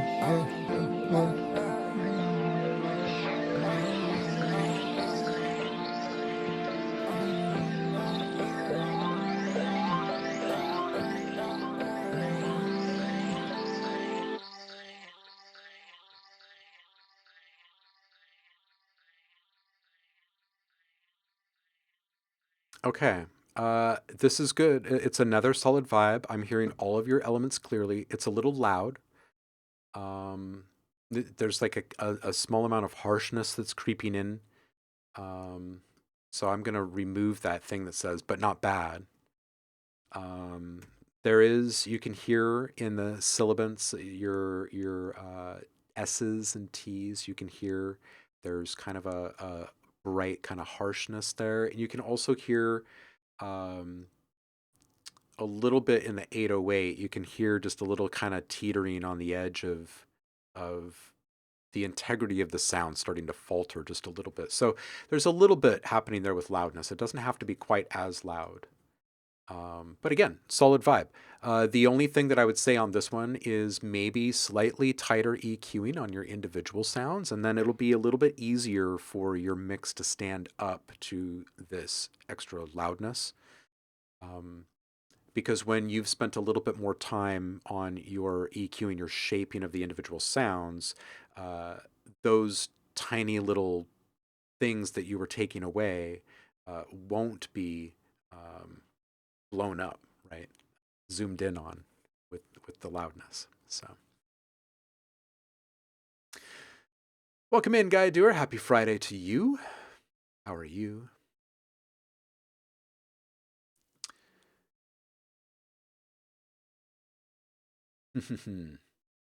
Yeah, the buyers are good. They do tend to last a long time. I would agree with Roku. Those AKGs, those are good. They're not my personal style, but they're good. I think it's got to be Blue Snake. Welcome in. It's got to be a set of cans that works really well for you. Everyone's ears are different, and everyone's head is different, right? So everyone is going to feel a little bit different about comfort, and everyone's going to feel a little bit different about frequency response, and that's just totally fine. And like, trying to split hairs over all of that stuff is kind of silly for a lot of folks, to be perfectly frank. Because it really does come down to what you actually hear as an individual to start with, which could be different than what I hear, and probably is a little bit different. So, you know, as long as you're getting the results that you want, and if you've got a type of headphone that's worked really well in the past for you, ask yourself why you're not going with it again. Because you've always made really good stuff, dude. Like good sounding stuff too. So I think you're going to adapt to whatever you pick up, but just kind of curious as to why the switch. All right, Max Morrow, this one is you, and it is called Beyond the Deepest.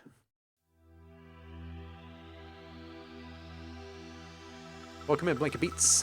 Happy Friday to you.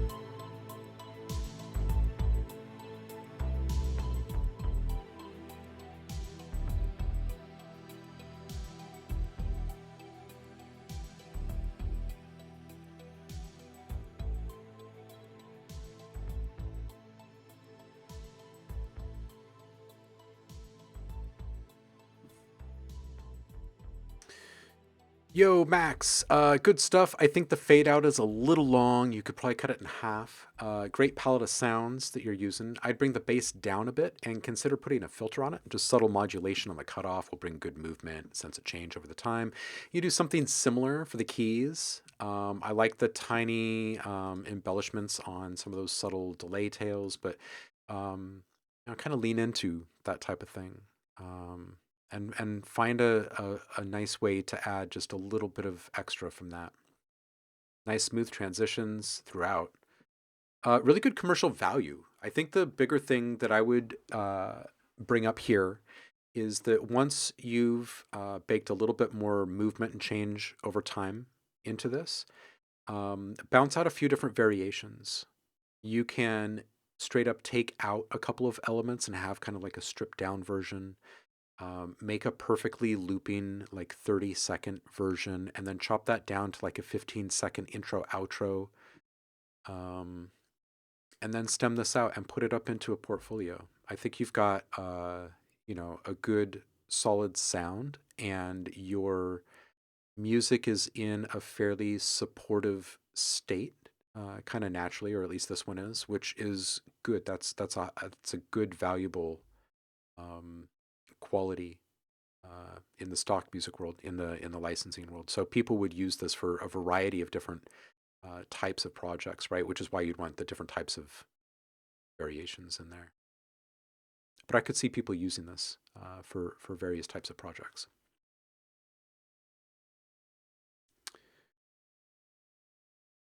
Yeah, you gotta have variety in your headphones and speakers, right? So you can get different snapshots, right? Audition different outcomes. How many people do we have in the queue right now? Oh, we're so fine. Oh, wait, what is that? Ooh. Josh, is this done? We're getting there, huh? Do you have a sub? You can plug it in if you really wanted it, but I don't feel like I'm missing anything. No, not done. Okay. Where are we? We're at Far Horizon. Oh, if you are currently subbed to the channel, go grab your free samples. I swapped out the pack today. All current subscribers are getting Granular Toppers, which is a super popular pack. Just toss one of those on a beat and it's instant groove. There's 50 of them in there to enjoy. This one is Far Horizon. Take it away.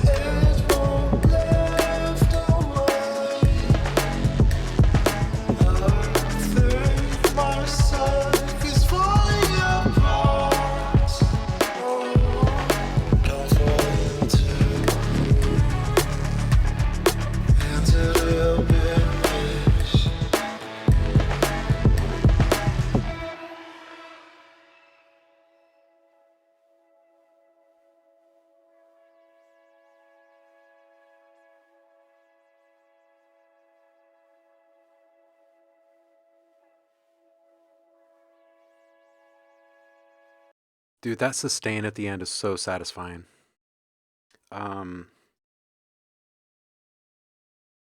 It's gorgeous. Yeah, little boomy in the kick. I would agree.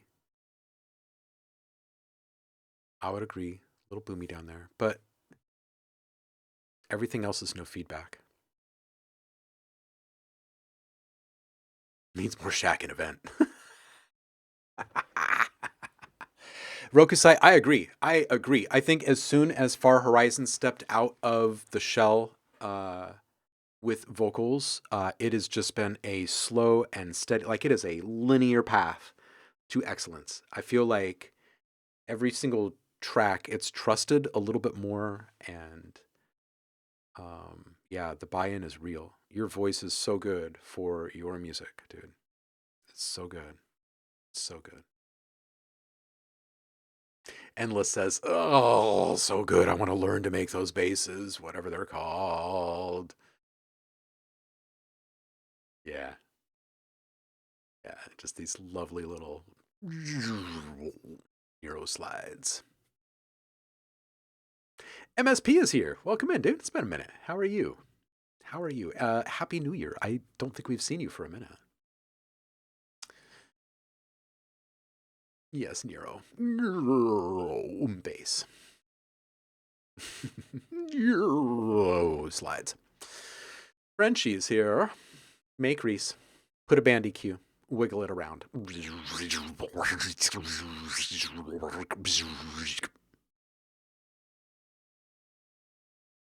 Or you can do it in a synth.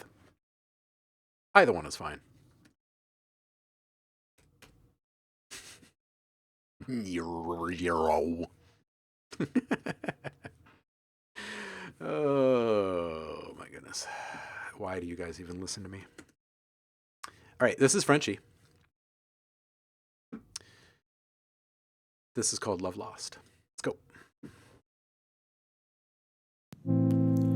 I wish we could just sit down together. Hey now. And forgive each other for our mistakes. And realize that we're just kids learning to love. Realize that we were just kids learning to love.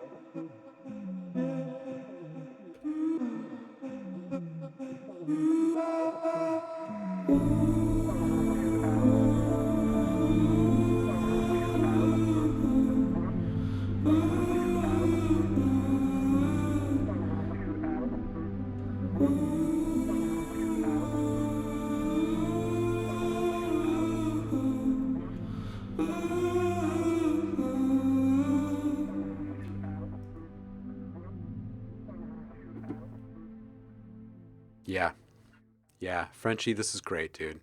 I'd say release it, but it looks like you have. Like, this is good. More of this. That's really good. Yeah.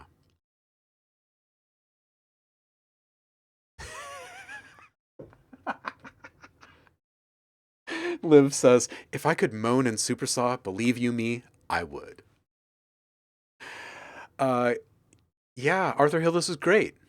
I really like it. I really, really like it. As is. I really like it. Guy Doer saying, that was pretty. Clyde saying, dope tune. Yeah. Rokusai asking, yeah, but Guy Doer, what about putting a granulizer into a squirrel? How would that sound, I wonder? Didn't we already figure that out?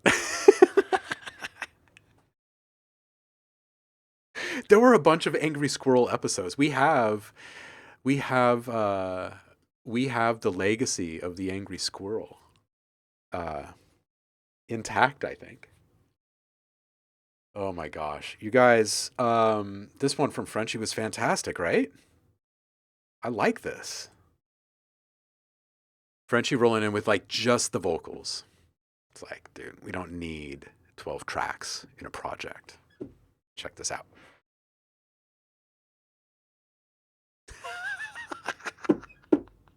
Eastern Grey, ask an age, sex, location in the chat.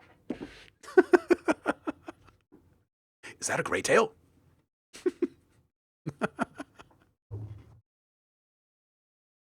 Oh my gosh. Anyone in the room right now remember when we actually had the sample of the angry squirrel on command?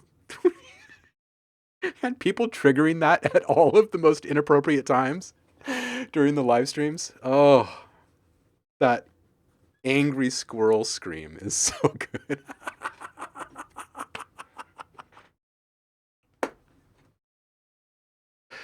Oh, you're right. Liv, I'm showing my age all over again. Yeah.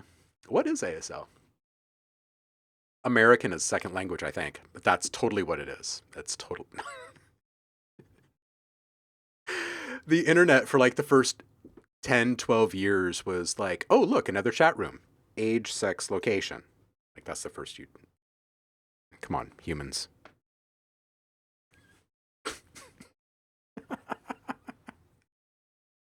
Oh, Clyde says, I had a pet squirrel named Gizmo for 5 years when I was 10. Such a cool little guy. Dude, that's nice. Having a pet squirrel? That's dope. I'm going to get up and stretch, go hit the bathroom, and I'll be right back.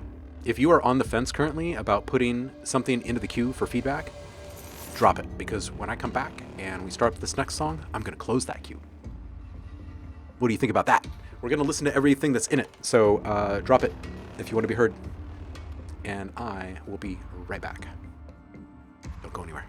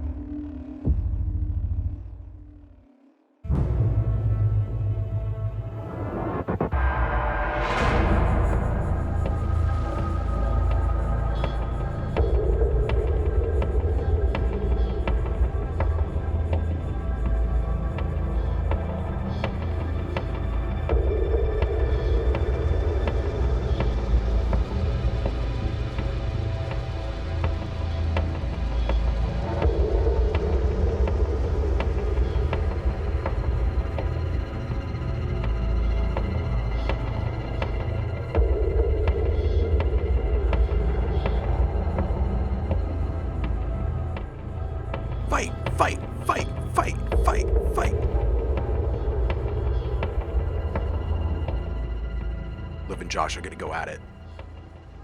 I got 10 on Liv again.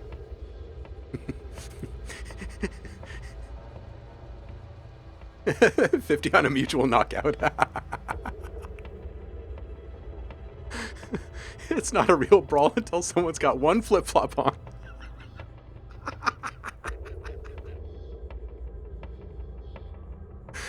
Oh, is it even a brawl if it's not at a Walmart?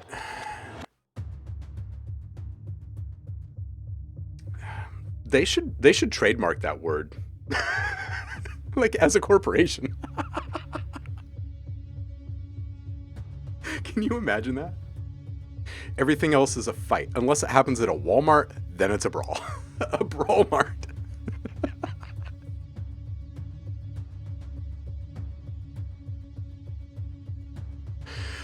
Oh, Brawl Mart Inc. Oh, it's happening. It's happening right now. It's happening. Guy do over there saying Brahms and percussion cannot be a beat.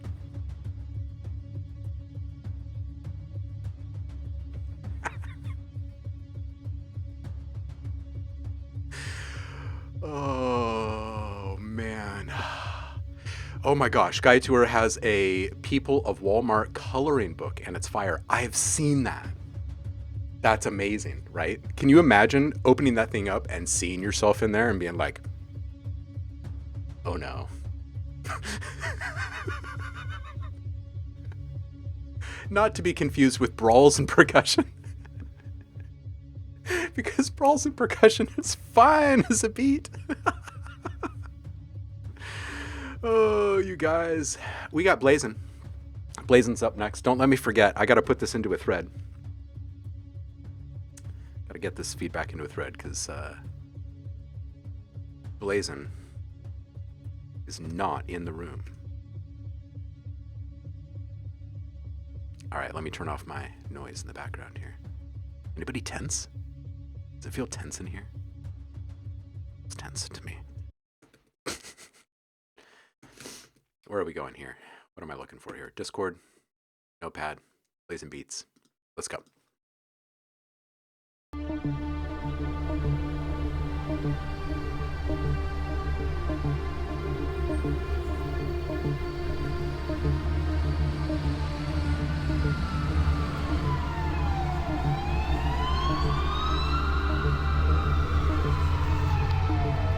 The corrupt elite have been harvesting our data and our lives while slowly erasing our liberties.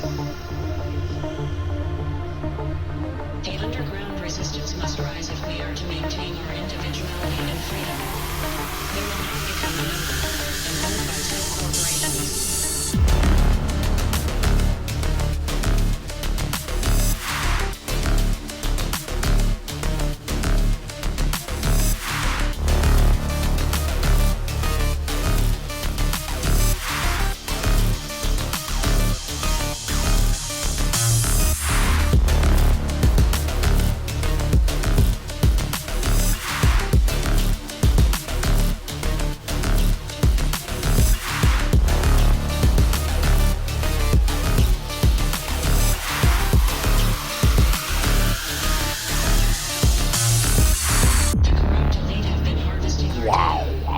And our lives, while slowly erasing our liberties. The underground resistance must rise if we are to maintain our individuality and freedom. We will not become a number and owned by tech corporations. The corrupt elite and slowly erasing our liberties. The corrupt harm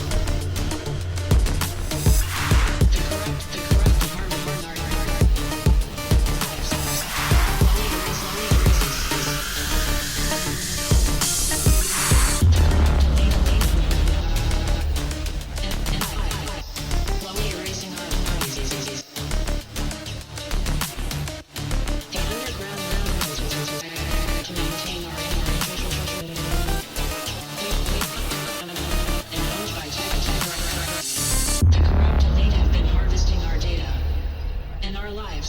while slowly erasing our liberties.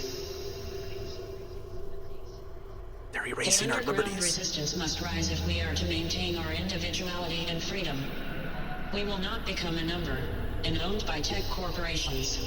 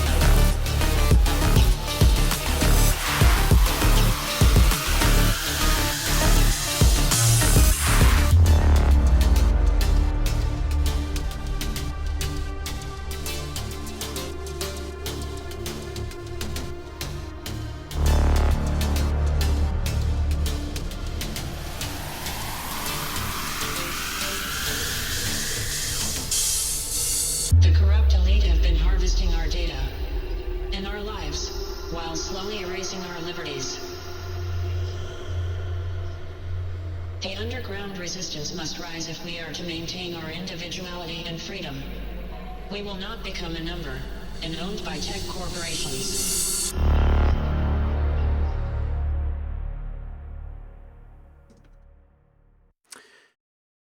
Okay, Blazin, here's what I got for you. I know you're not in the room right now. I'm just going to put this in a thread for you really quick before I forget.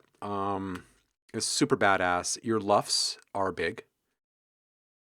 Your luffs are big. I'm sure you hear that all the time. Lights down low, slippers are on. Bet you hear it all the time. Your luffs are so big. Seriously, though, your dialogue is fantastic, but it gets swallowed whole all over the place throughout this thing. So I would get it up on top, just ride the vocal the entire time. Saws down a few. In general, your bass can come down a bit. I think that your sub levels could come down a good 6 to 12 dB in general. You're going to keep your largest peaks, but make it greater distance traveled to the more subtle use of sub bass to the most aggressive use of sub bass, and give yourself a dynamic range to work with, and make sure that it's a good like 12 dB difference between that really big sub impact at the end versus just a little accenting impact halfway through the track. You know what I mean? And then that way we really kind of feel the impact, and since it's varied so much through the track, we're not actually becoming fatigued by it or becoming immune to it, you know. Super badass. Really nasty moment at 258, by the way. That's it. Luffs, wrangle the bass, and ride the dialogue. That's it. Yeah, that's it. Actually, it'd be more like when you drive into the Walmart parking lot, there would probably be some sort of like, I don't know, gate that you have to go through, right? It'd probably be like one of those cheesy little gates with like the little arm that gets lifted up and the guy with a little clipboard having you sign away your rights. That would probably be more Walmart style. They'd be like, "Hi, welcome to Walmart. How is your day? Please sign here. Thank you." And then next car would pull through. By entering our establishment, you agree to the following.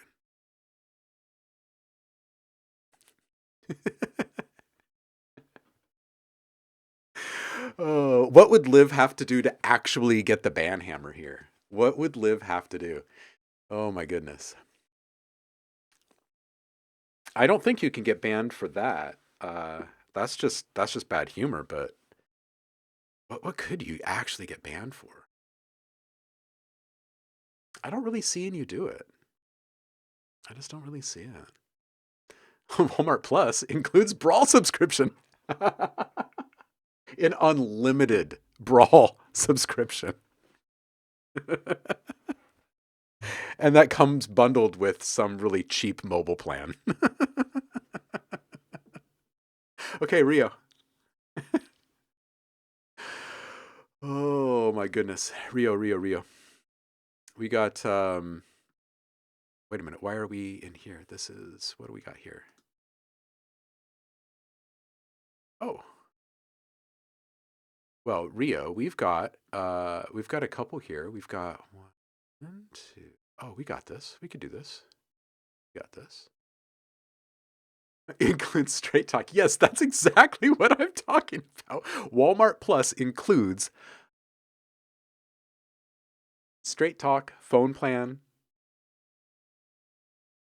unlimited brawls. Oh, and maybe unlimited returns too, right? Or maybe there's like some sort of like express lane for returns. Can you just imagine?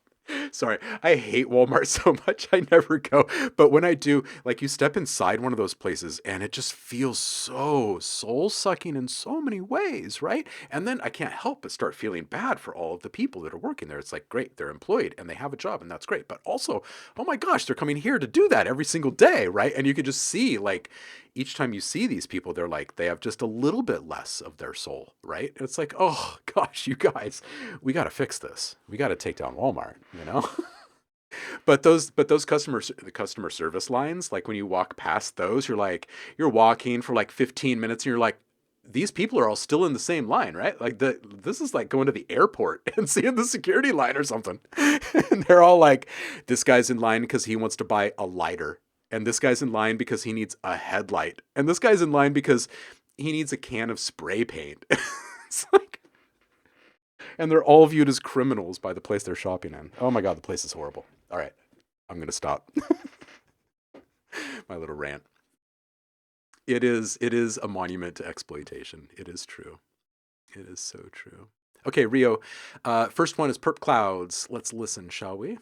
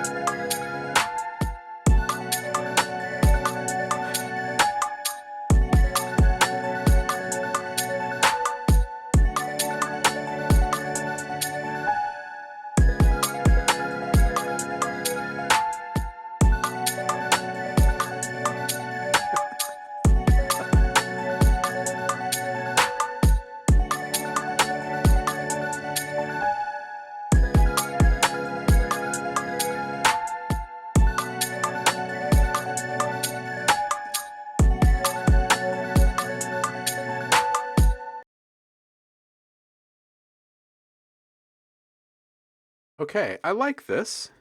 It's a nice brief concept clip, I feel. I like the theme. I think it's worth fleshing out. I think a little more variation, development over time.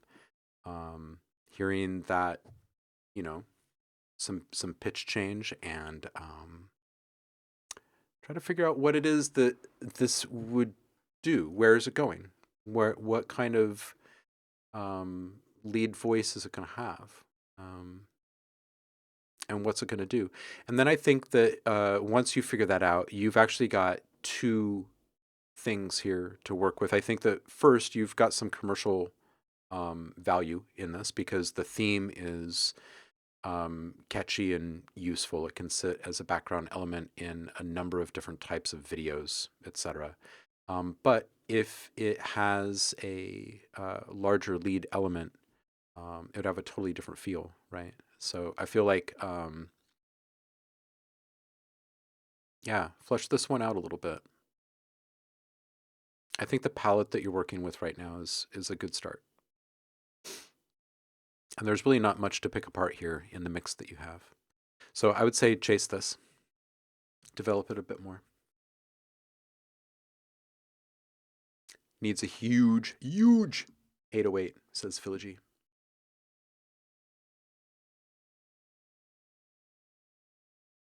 Liv, you enjoy the evening over there.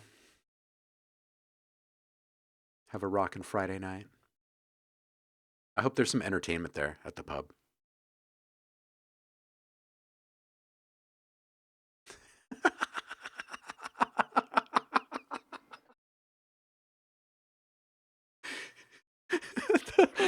Getting you stuck in those arm pressure machines, those blood pressure machines.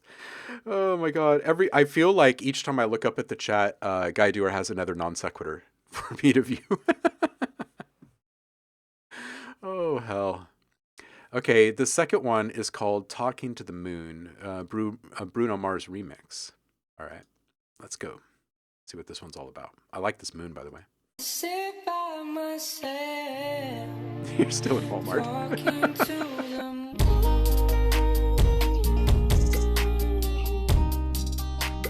trying to get to you.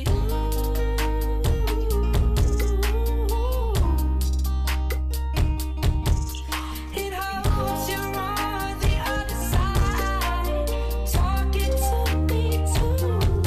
Oh, I'm a fool. I sit by myself, talking to them.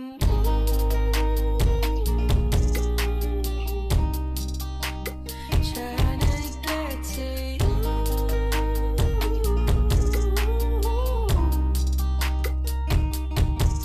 It hopes you're on the other side, talking to me too. Oh, I'm a fool. I sit by myself, talking to them.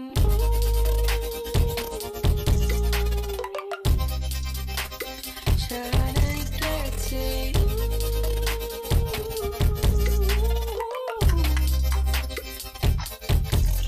It hopes you're on the other side, talking to me too.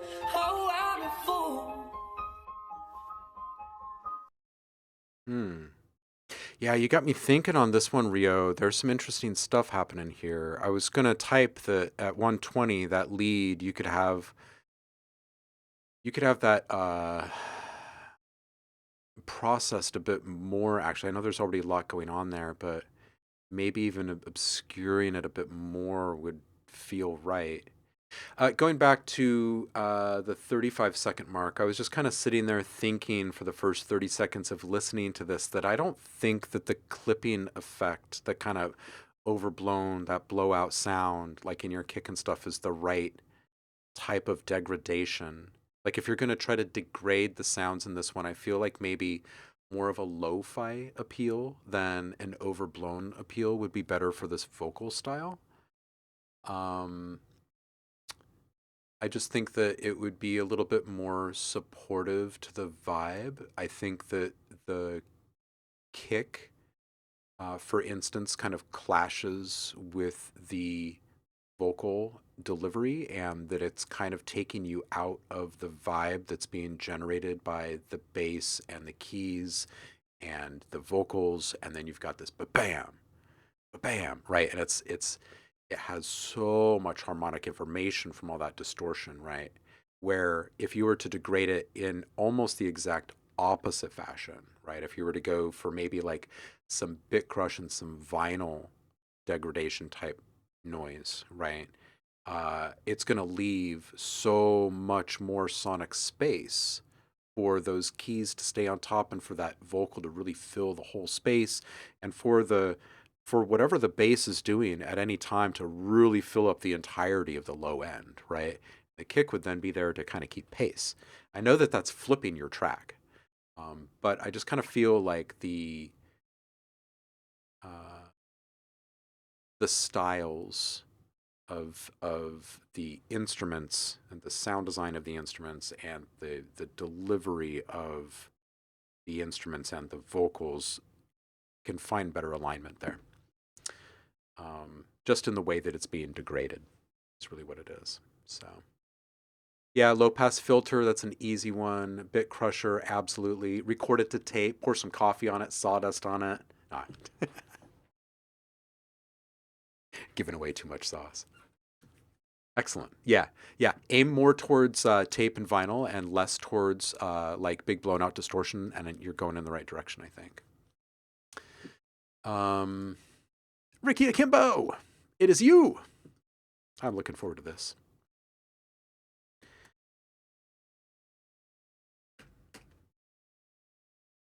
Okay, this one's called IO Master. You bet, Rio. Keep on bringing it by. Keep bringing more stuff. We will keep on helping you. Definitely got to rewind the tape with a pencil, though. If I use the rewind button, it didn't fall. If your rewind button didn't fall off, you're doing it wrong. Oh, man. You know, that's why they made tapes and pencils that size. They were meant to be together. They were meant to be together. It's true. All right, let's listen to Ricky.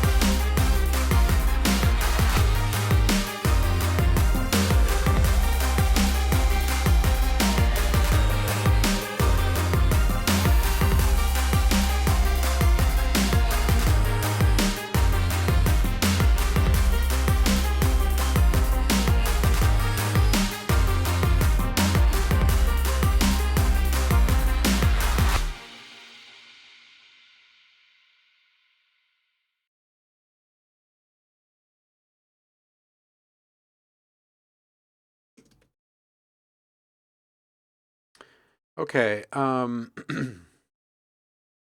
opening note and the first like 15 seconds of this, I felt like there was some Prince kind of stuff happening in there. Want a different reverb on the guitar synth.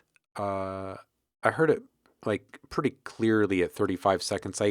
When it got to the solo time at the end of the track, it made sense why you want that reverb on it for that I'm not sure if it fits up to that point. So it could very well be, you go see a show and guitarist switches modes, steps on different pedals at different points of the track, right? That's so super common, right? For some reason, when people are producing in their bedroom or basement or living room, and they're making this stuff on a laptop or on their desktop, they're not thinking in the same vein. They're like, okay, this is the guitar tone for this thing, or this is the synth tone for this thing. But right here, I think you actually have an opportunity to just change up a couple of different things in the voicing and in the way that this is being presented. So maybe it's just a really kind of like a close quarter reverb initially, and then when the solo time comes in, you double down on it, right? And you switch reverbs and you just go full on anthem, right? Like stadium solo. Okay, at 45 seconds, synth needs to come up. At 47 seconds, the lead needs to come up.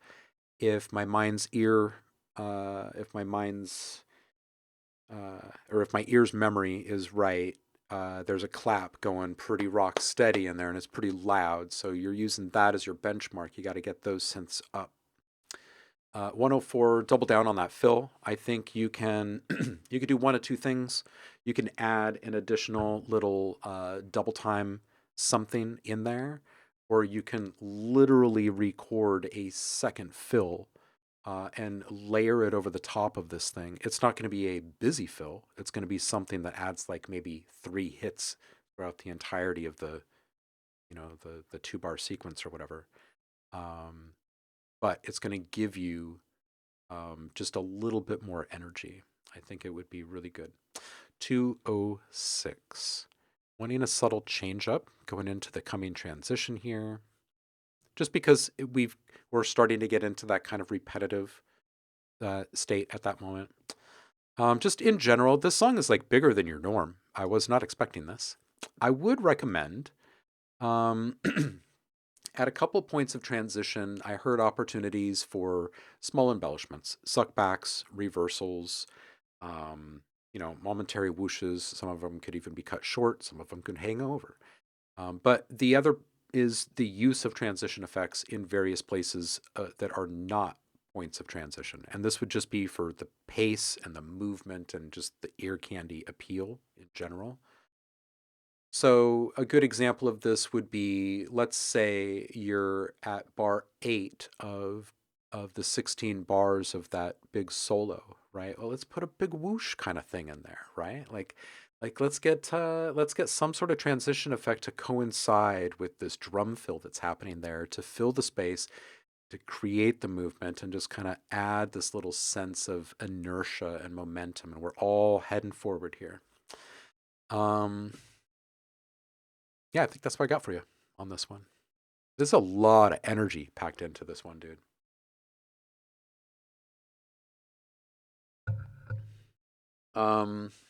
Clyde says, I would change a lot of elements.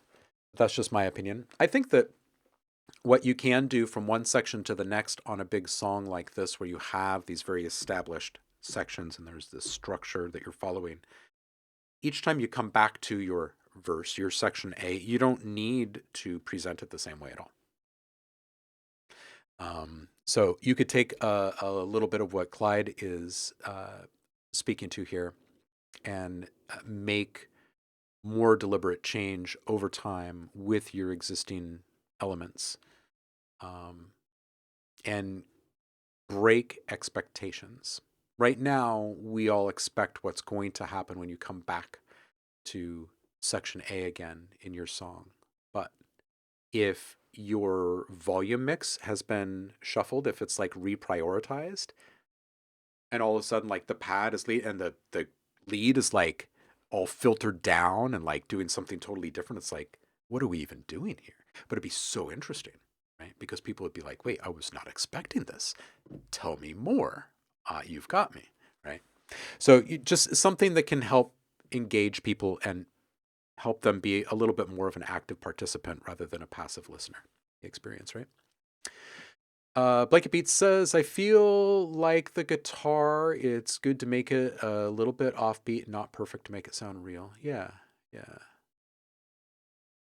Snare in the breakdown needs some more work, says Philly G. I would agree with that, yeah. Clyde saying use of a reverse cymbal swing into a transition. Yes, I would agree with that. Yeah, Guy Doer saying love all the intricate little sounds weaved in. So yeah, people are really vibing with this one. I think that your loudness is the other thing to mention here, and that is that it's kind of steady. It's kind of at this kind of steady rate of perceived loudness throughout. So whatever you can do to build a couple of moments that really open up, and then something that cuts away a little bit more drastically. You've got this one moment here. That was great. That was great.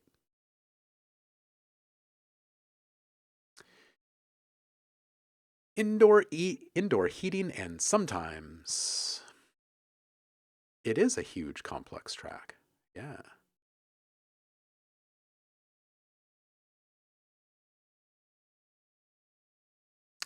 Yeah, this is all good stuff from you guys in the chat here on this one. Guy, you were saying, okay, when Walmart Brawl comes out on PlayStation, this better be in the OST. It's got fighting game vibes. Oh, that's great. That's great. All right, let's listen to this one. This is Horobora. It's a good name. Sometimes it's dirt, sometimes it's dust. Ooh, I like that. I like that.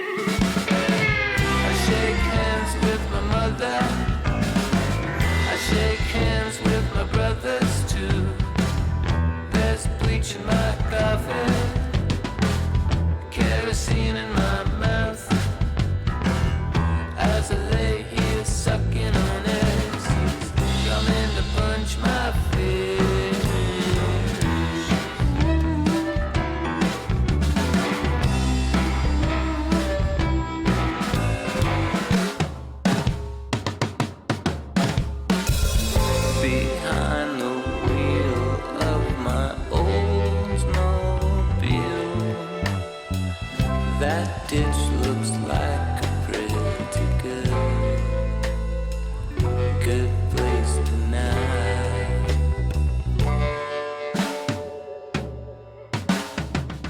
Even a bad poet is still a poet.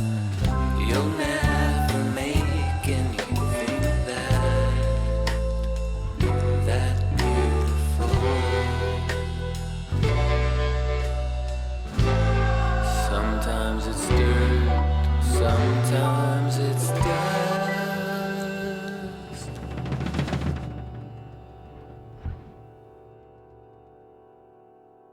Yeah. Yeah. Indoor heating, this is really nice in so many different ways. I will just say that if you were to take the instrument mix, the music and the vocals are two separate things in my mind right now. If you take the music and you bring it down 8 dB by reducing that limiting, you're going to restore the integrity of the instruments themselves. They're not going to feel driven the way that they feel right now, like unnecessarily. They're still going to have that texture, but they're not going to have the kind of wavering quality that there is at that higher loudness. And you keep your vocals basically where they are, and you've got a great track, like balance wise, because the music is great. And I think the mix on your instruments, aside from them being a bit hot, is fine. Like I like the balance of the instruments there. I can hear everything very clearly. And I think that the way in which you have it mixed right now is full of character. So I wouldn't want you to go back and remix this, but I would like the music, the instrument mix to come down and for the vocal to be the thing that really sits on top throughout. And then I think we've got a really, really great track here. And if you're looking for some sort of a reference for the balance between the vocal and the instruments, or like an ideal take for me on this, it would probably be like a classic Tom Waits track or something where you've got very bold instrumentation presence throughout, because he's certainly not lacking in anything. But at the same time, there is no equivalent for his voice. It is leading the track, every single track. So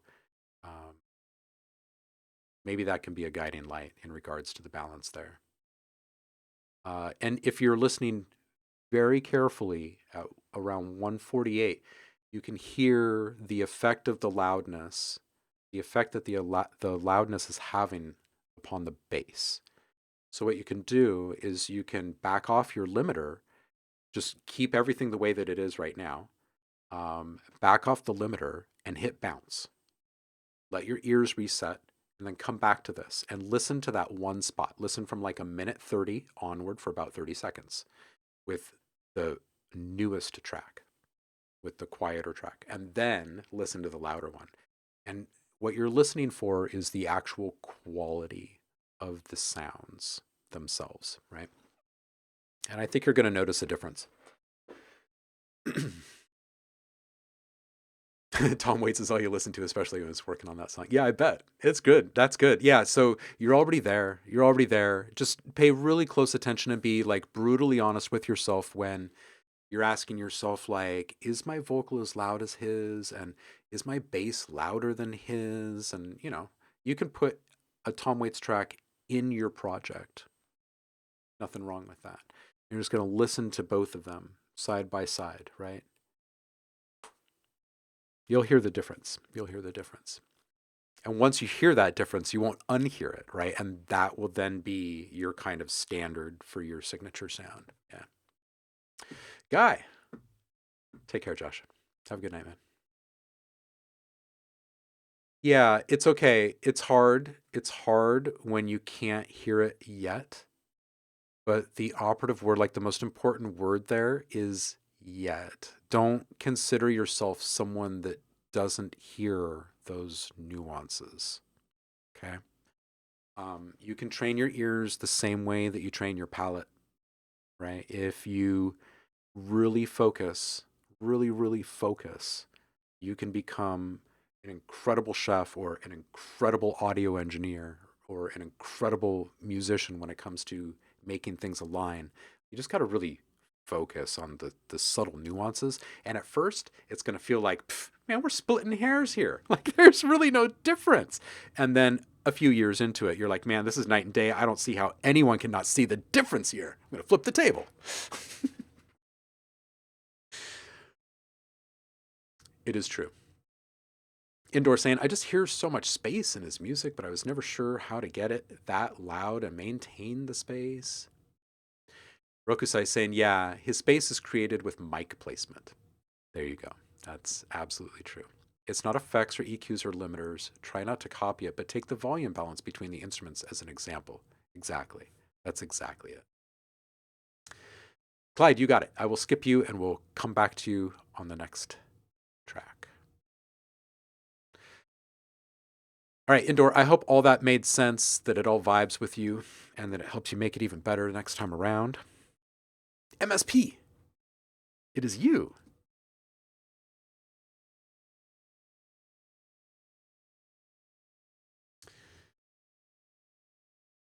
Been learning making sure to utilize the air between the source and the mic. Yeah, it's true. It's true. All that stuff is so important, right? Like it's all so important. It just takes a long time to put all the pieces together. All right, MSP. This is called Wingull. And look at this art that goes with it. It's amazing. MSP saying, my daughter loves Pokemon right now, so she asked me to put a Wingull sound in my song. Yeah, it's just lovely, right?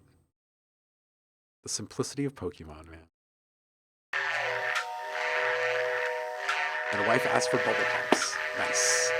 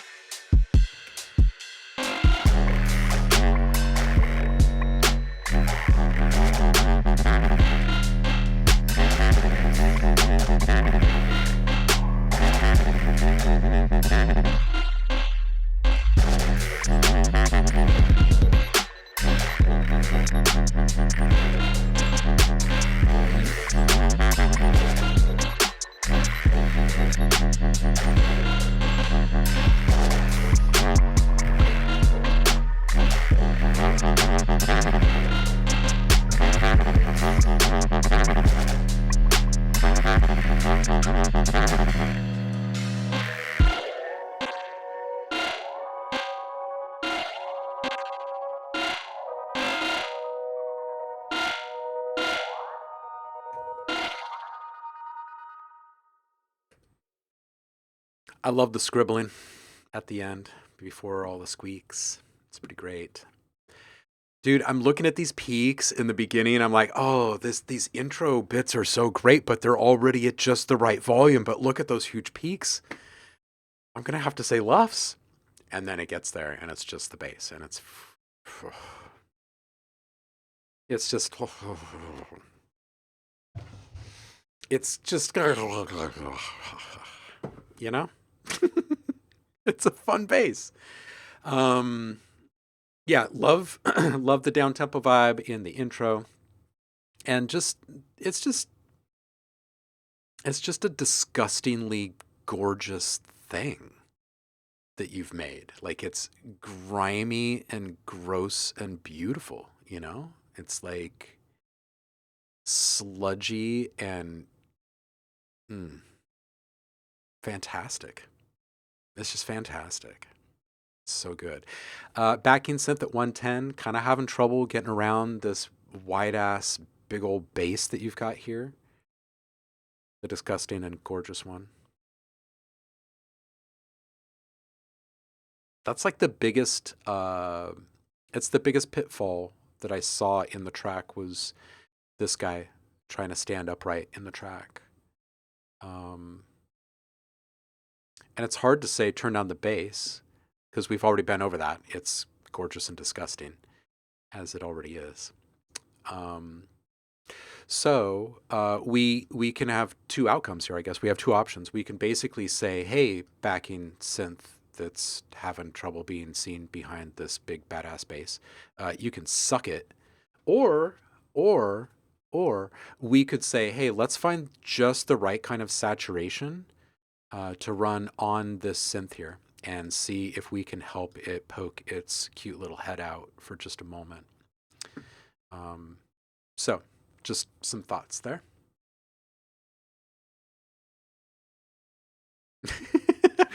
I'm all like, your bass is disgusting and gross. And he's like, thank you so much for the kind words.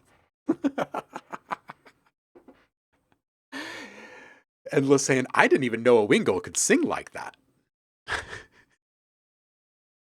It's indigestion, man. It's indigestion. Roku says, I've stopped smoking weed for over 10 years, but for some reason, I started to look for my lighter.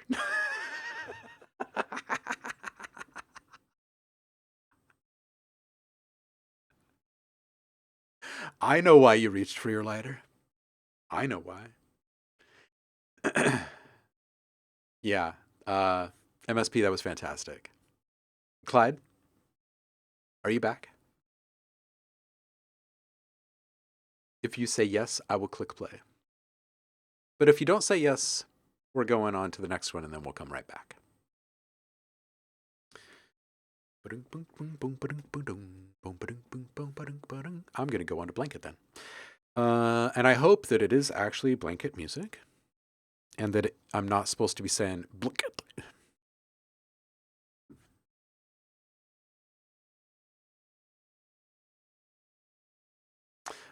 Blanket saying some weird sound designs. Trying some random new stuff with some new plugins. Little demo idea. This one's called Keep Up. I'm trying to figure out what this is down here. This tiny little... What is this? It's art. That's how you know it's art. Okay, let's go.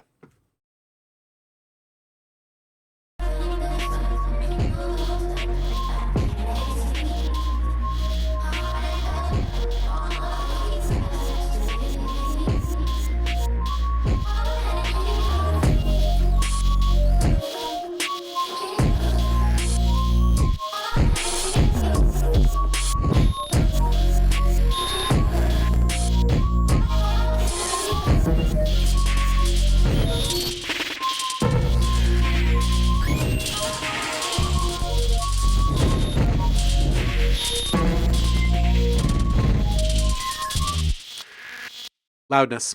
Watch the luffs. You'll end up tearing a hole in your ear or a speaker. Other than that, you've got some really interesting things going on here, sound design wise. The loudness just doesn't need to be pushed to the degree that it is, and the distortion that you're using on the bass can probably really only be pushed so far with a limiter. So if you're not getting the type of like punch and presence that you're wanting from it, it's probably lacking in the frequency range that is audible, not in the frequency range that is not audible. So part of what's driving the discomfort in this outcome with this loudness is the fact that all of your frequencies are coming up in loudness together. So what you can do is you can use some parallel processing, right? So EQ your sound first and get rid of the frequencies that you don't really need. Send that over to an auxiliary channel, and then set a distortion on that channel, the one that you'd like to use, and set it to wet, right? Like this is going to be your distorted signal. And then just bring the loudness all the way down, that volume fader all the way down, hit playback and start bringing that up until you start to get the effect on your bass that you really want. And you've got an EQ after that distortion plugin on that auxiliary channel. So now, not only are you mixing in the distortion effect to taste, to the way that you really like, but you're only including the frequencies that you really want or need.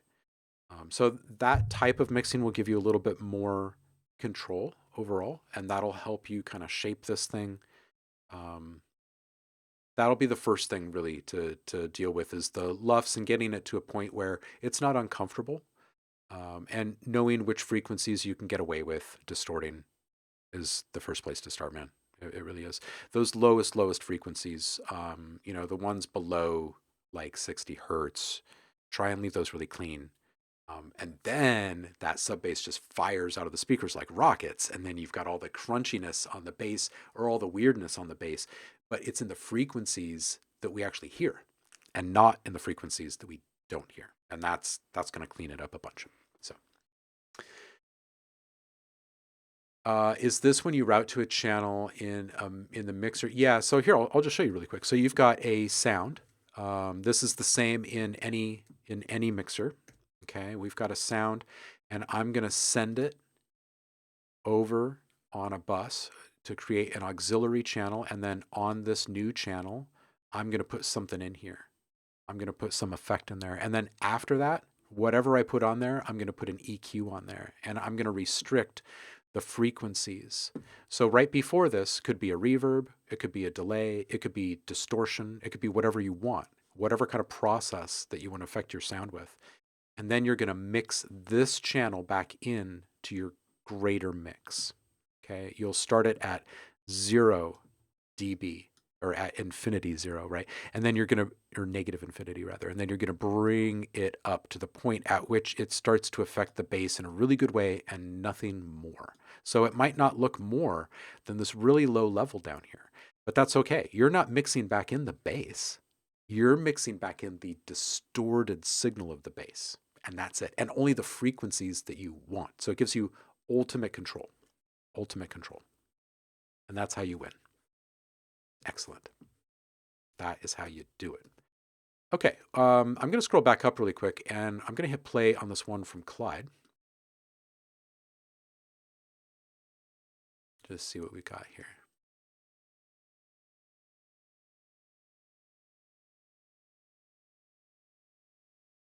The Ruckus.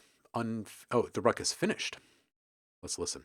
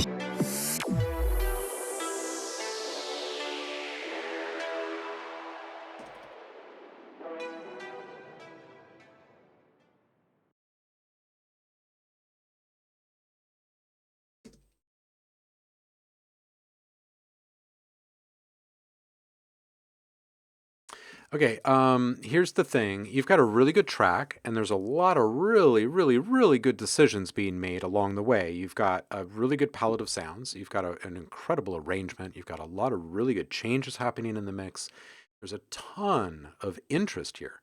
The problem is that there's this downward compression squishing the heck out of this thing. It feels really flat, and it doesn't have much of a chance to really, really shine. And if you were to put a track, any track from one of your favorite producers of the same type of music into the same project, and you listen to it, you'll hear a huge difference. You'll hear a huge difference. But if you put it into this project and you run it through that compression that you've got in your project, it will sound kind of like your song, I bet, because it's going to squish the heck out of it. And that will actually teach you something about compression, because compression is not making things louder, it's making things quieter. Compression, when triggered, it reduces the volume of something automatically, right? And then as soon as that signal strength wavers and it dips outside of that threshold range, then it releases its grip and it lets the volume go back up to wherever it was, right? That's what compression is doing. So what's happening right now is somewhere in your project, maybe it's on your master output channel, maybe it's just the next channel over, but you've got a compressor or maybe more than one in there, and it's running on the entirety of the mix basically. And every single time there's some sort of spike in your waveform, in the signal strength of your music, it's pushing down in volume on your music even more, right? So it's already starting with a big volume reduction on the whole thing. And then each time there's any kind of a peak, it reduces it even more. So that's why it sounds really flat. So that's the part of the processing chain that is going to need to change, okay? And I know that you just had to walk out of the chat, so I'm going to put this into a thread for you and encourage you to bring your music back in more of these Feedback Friday streams.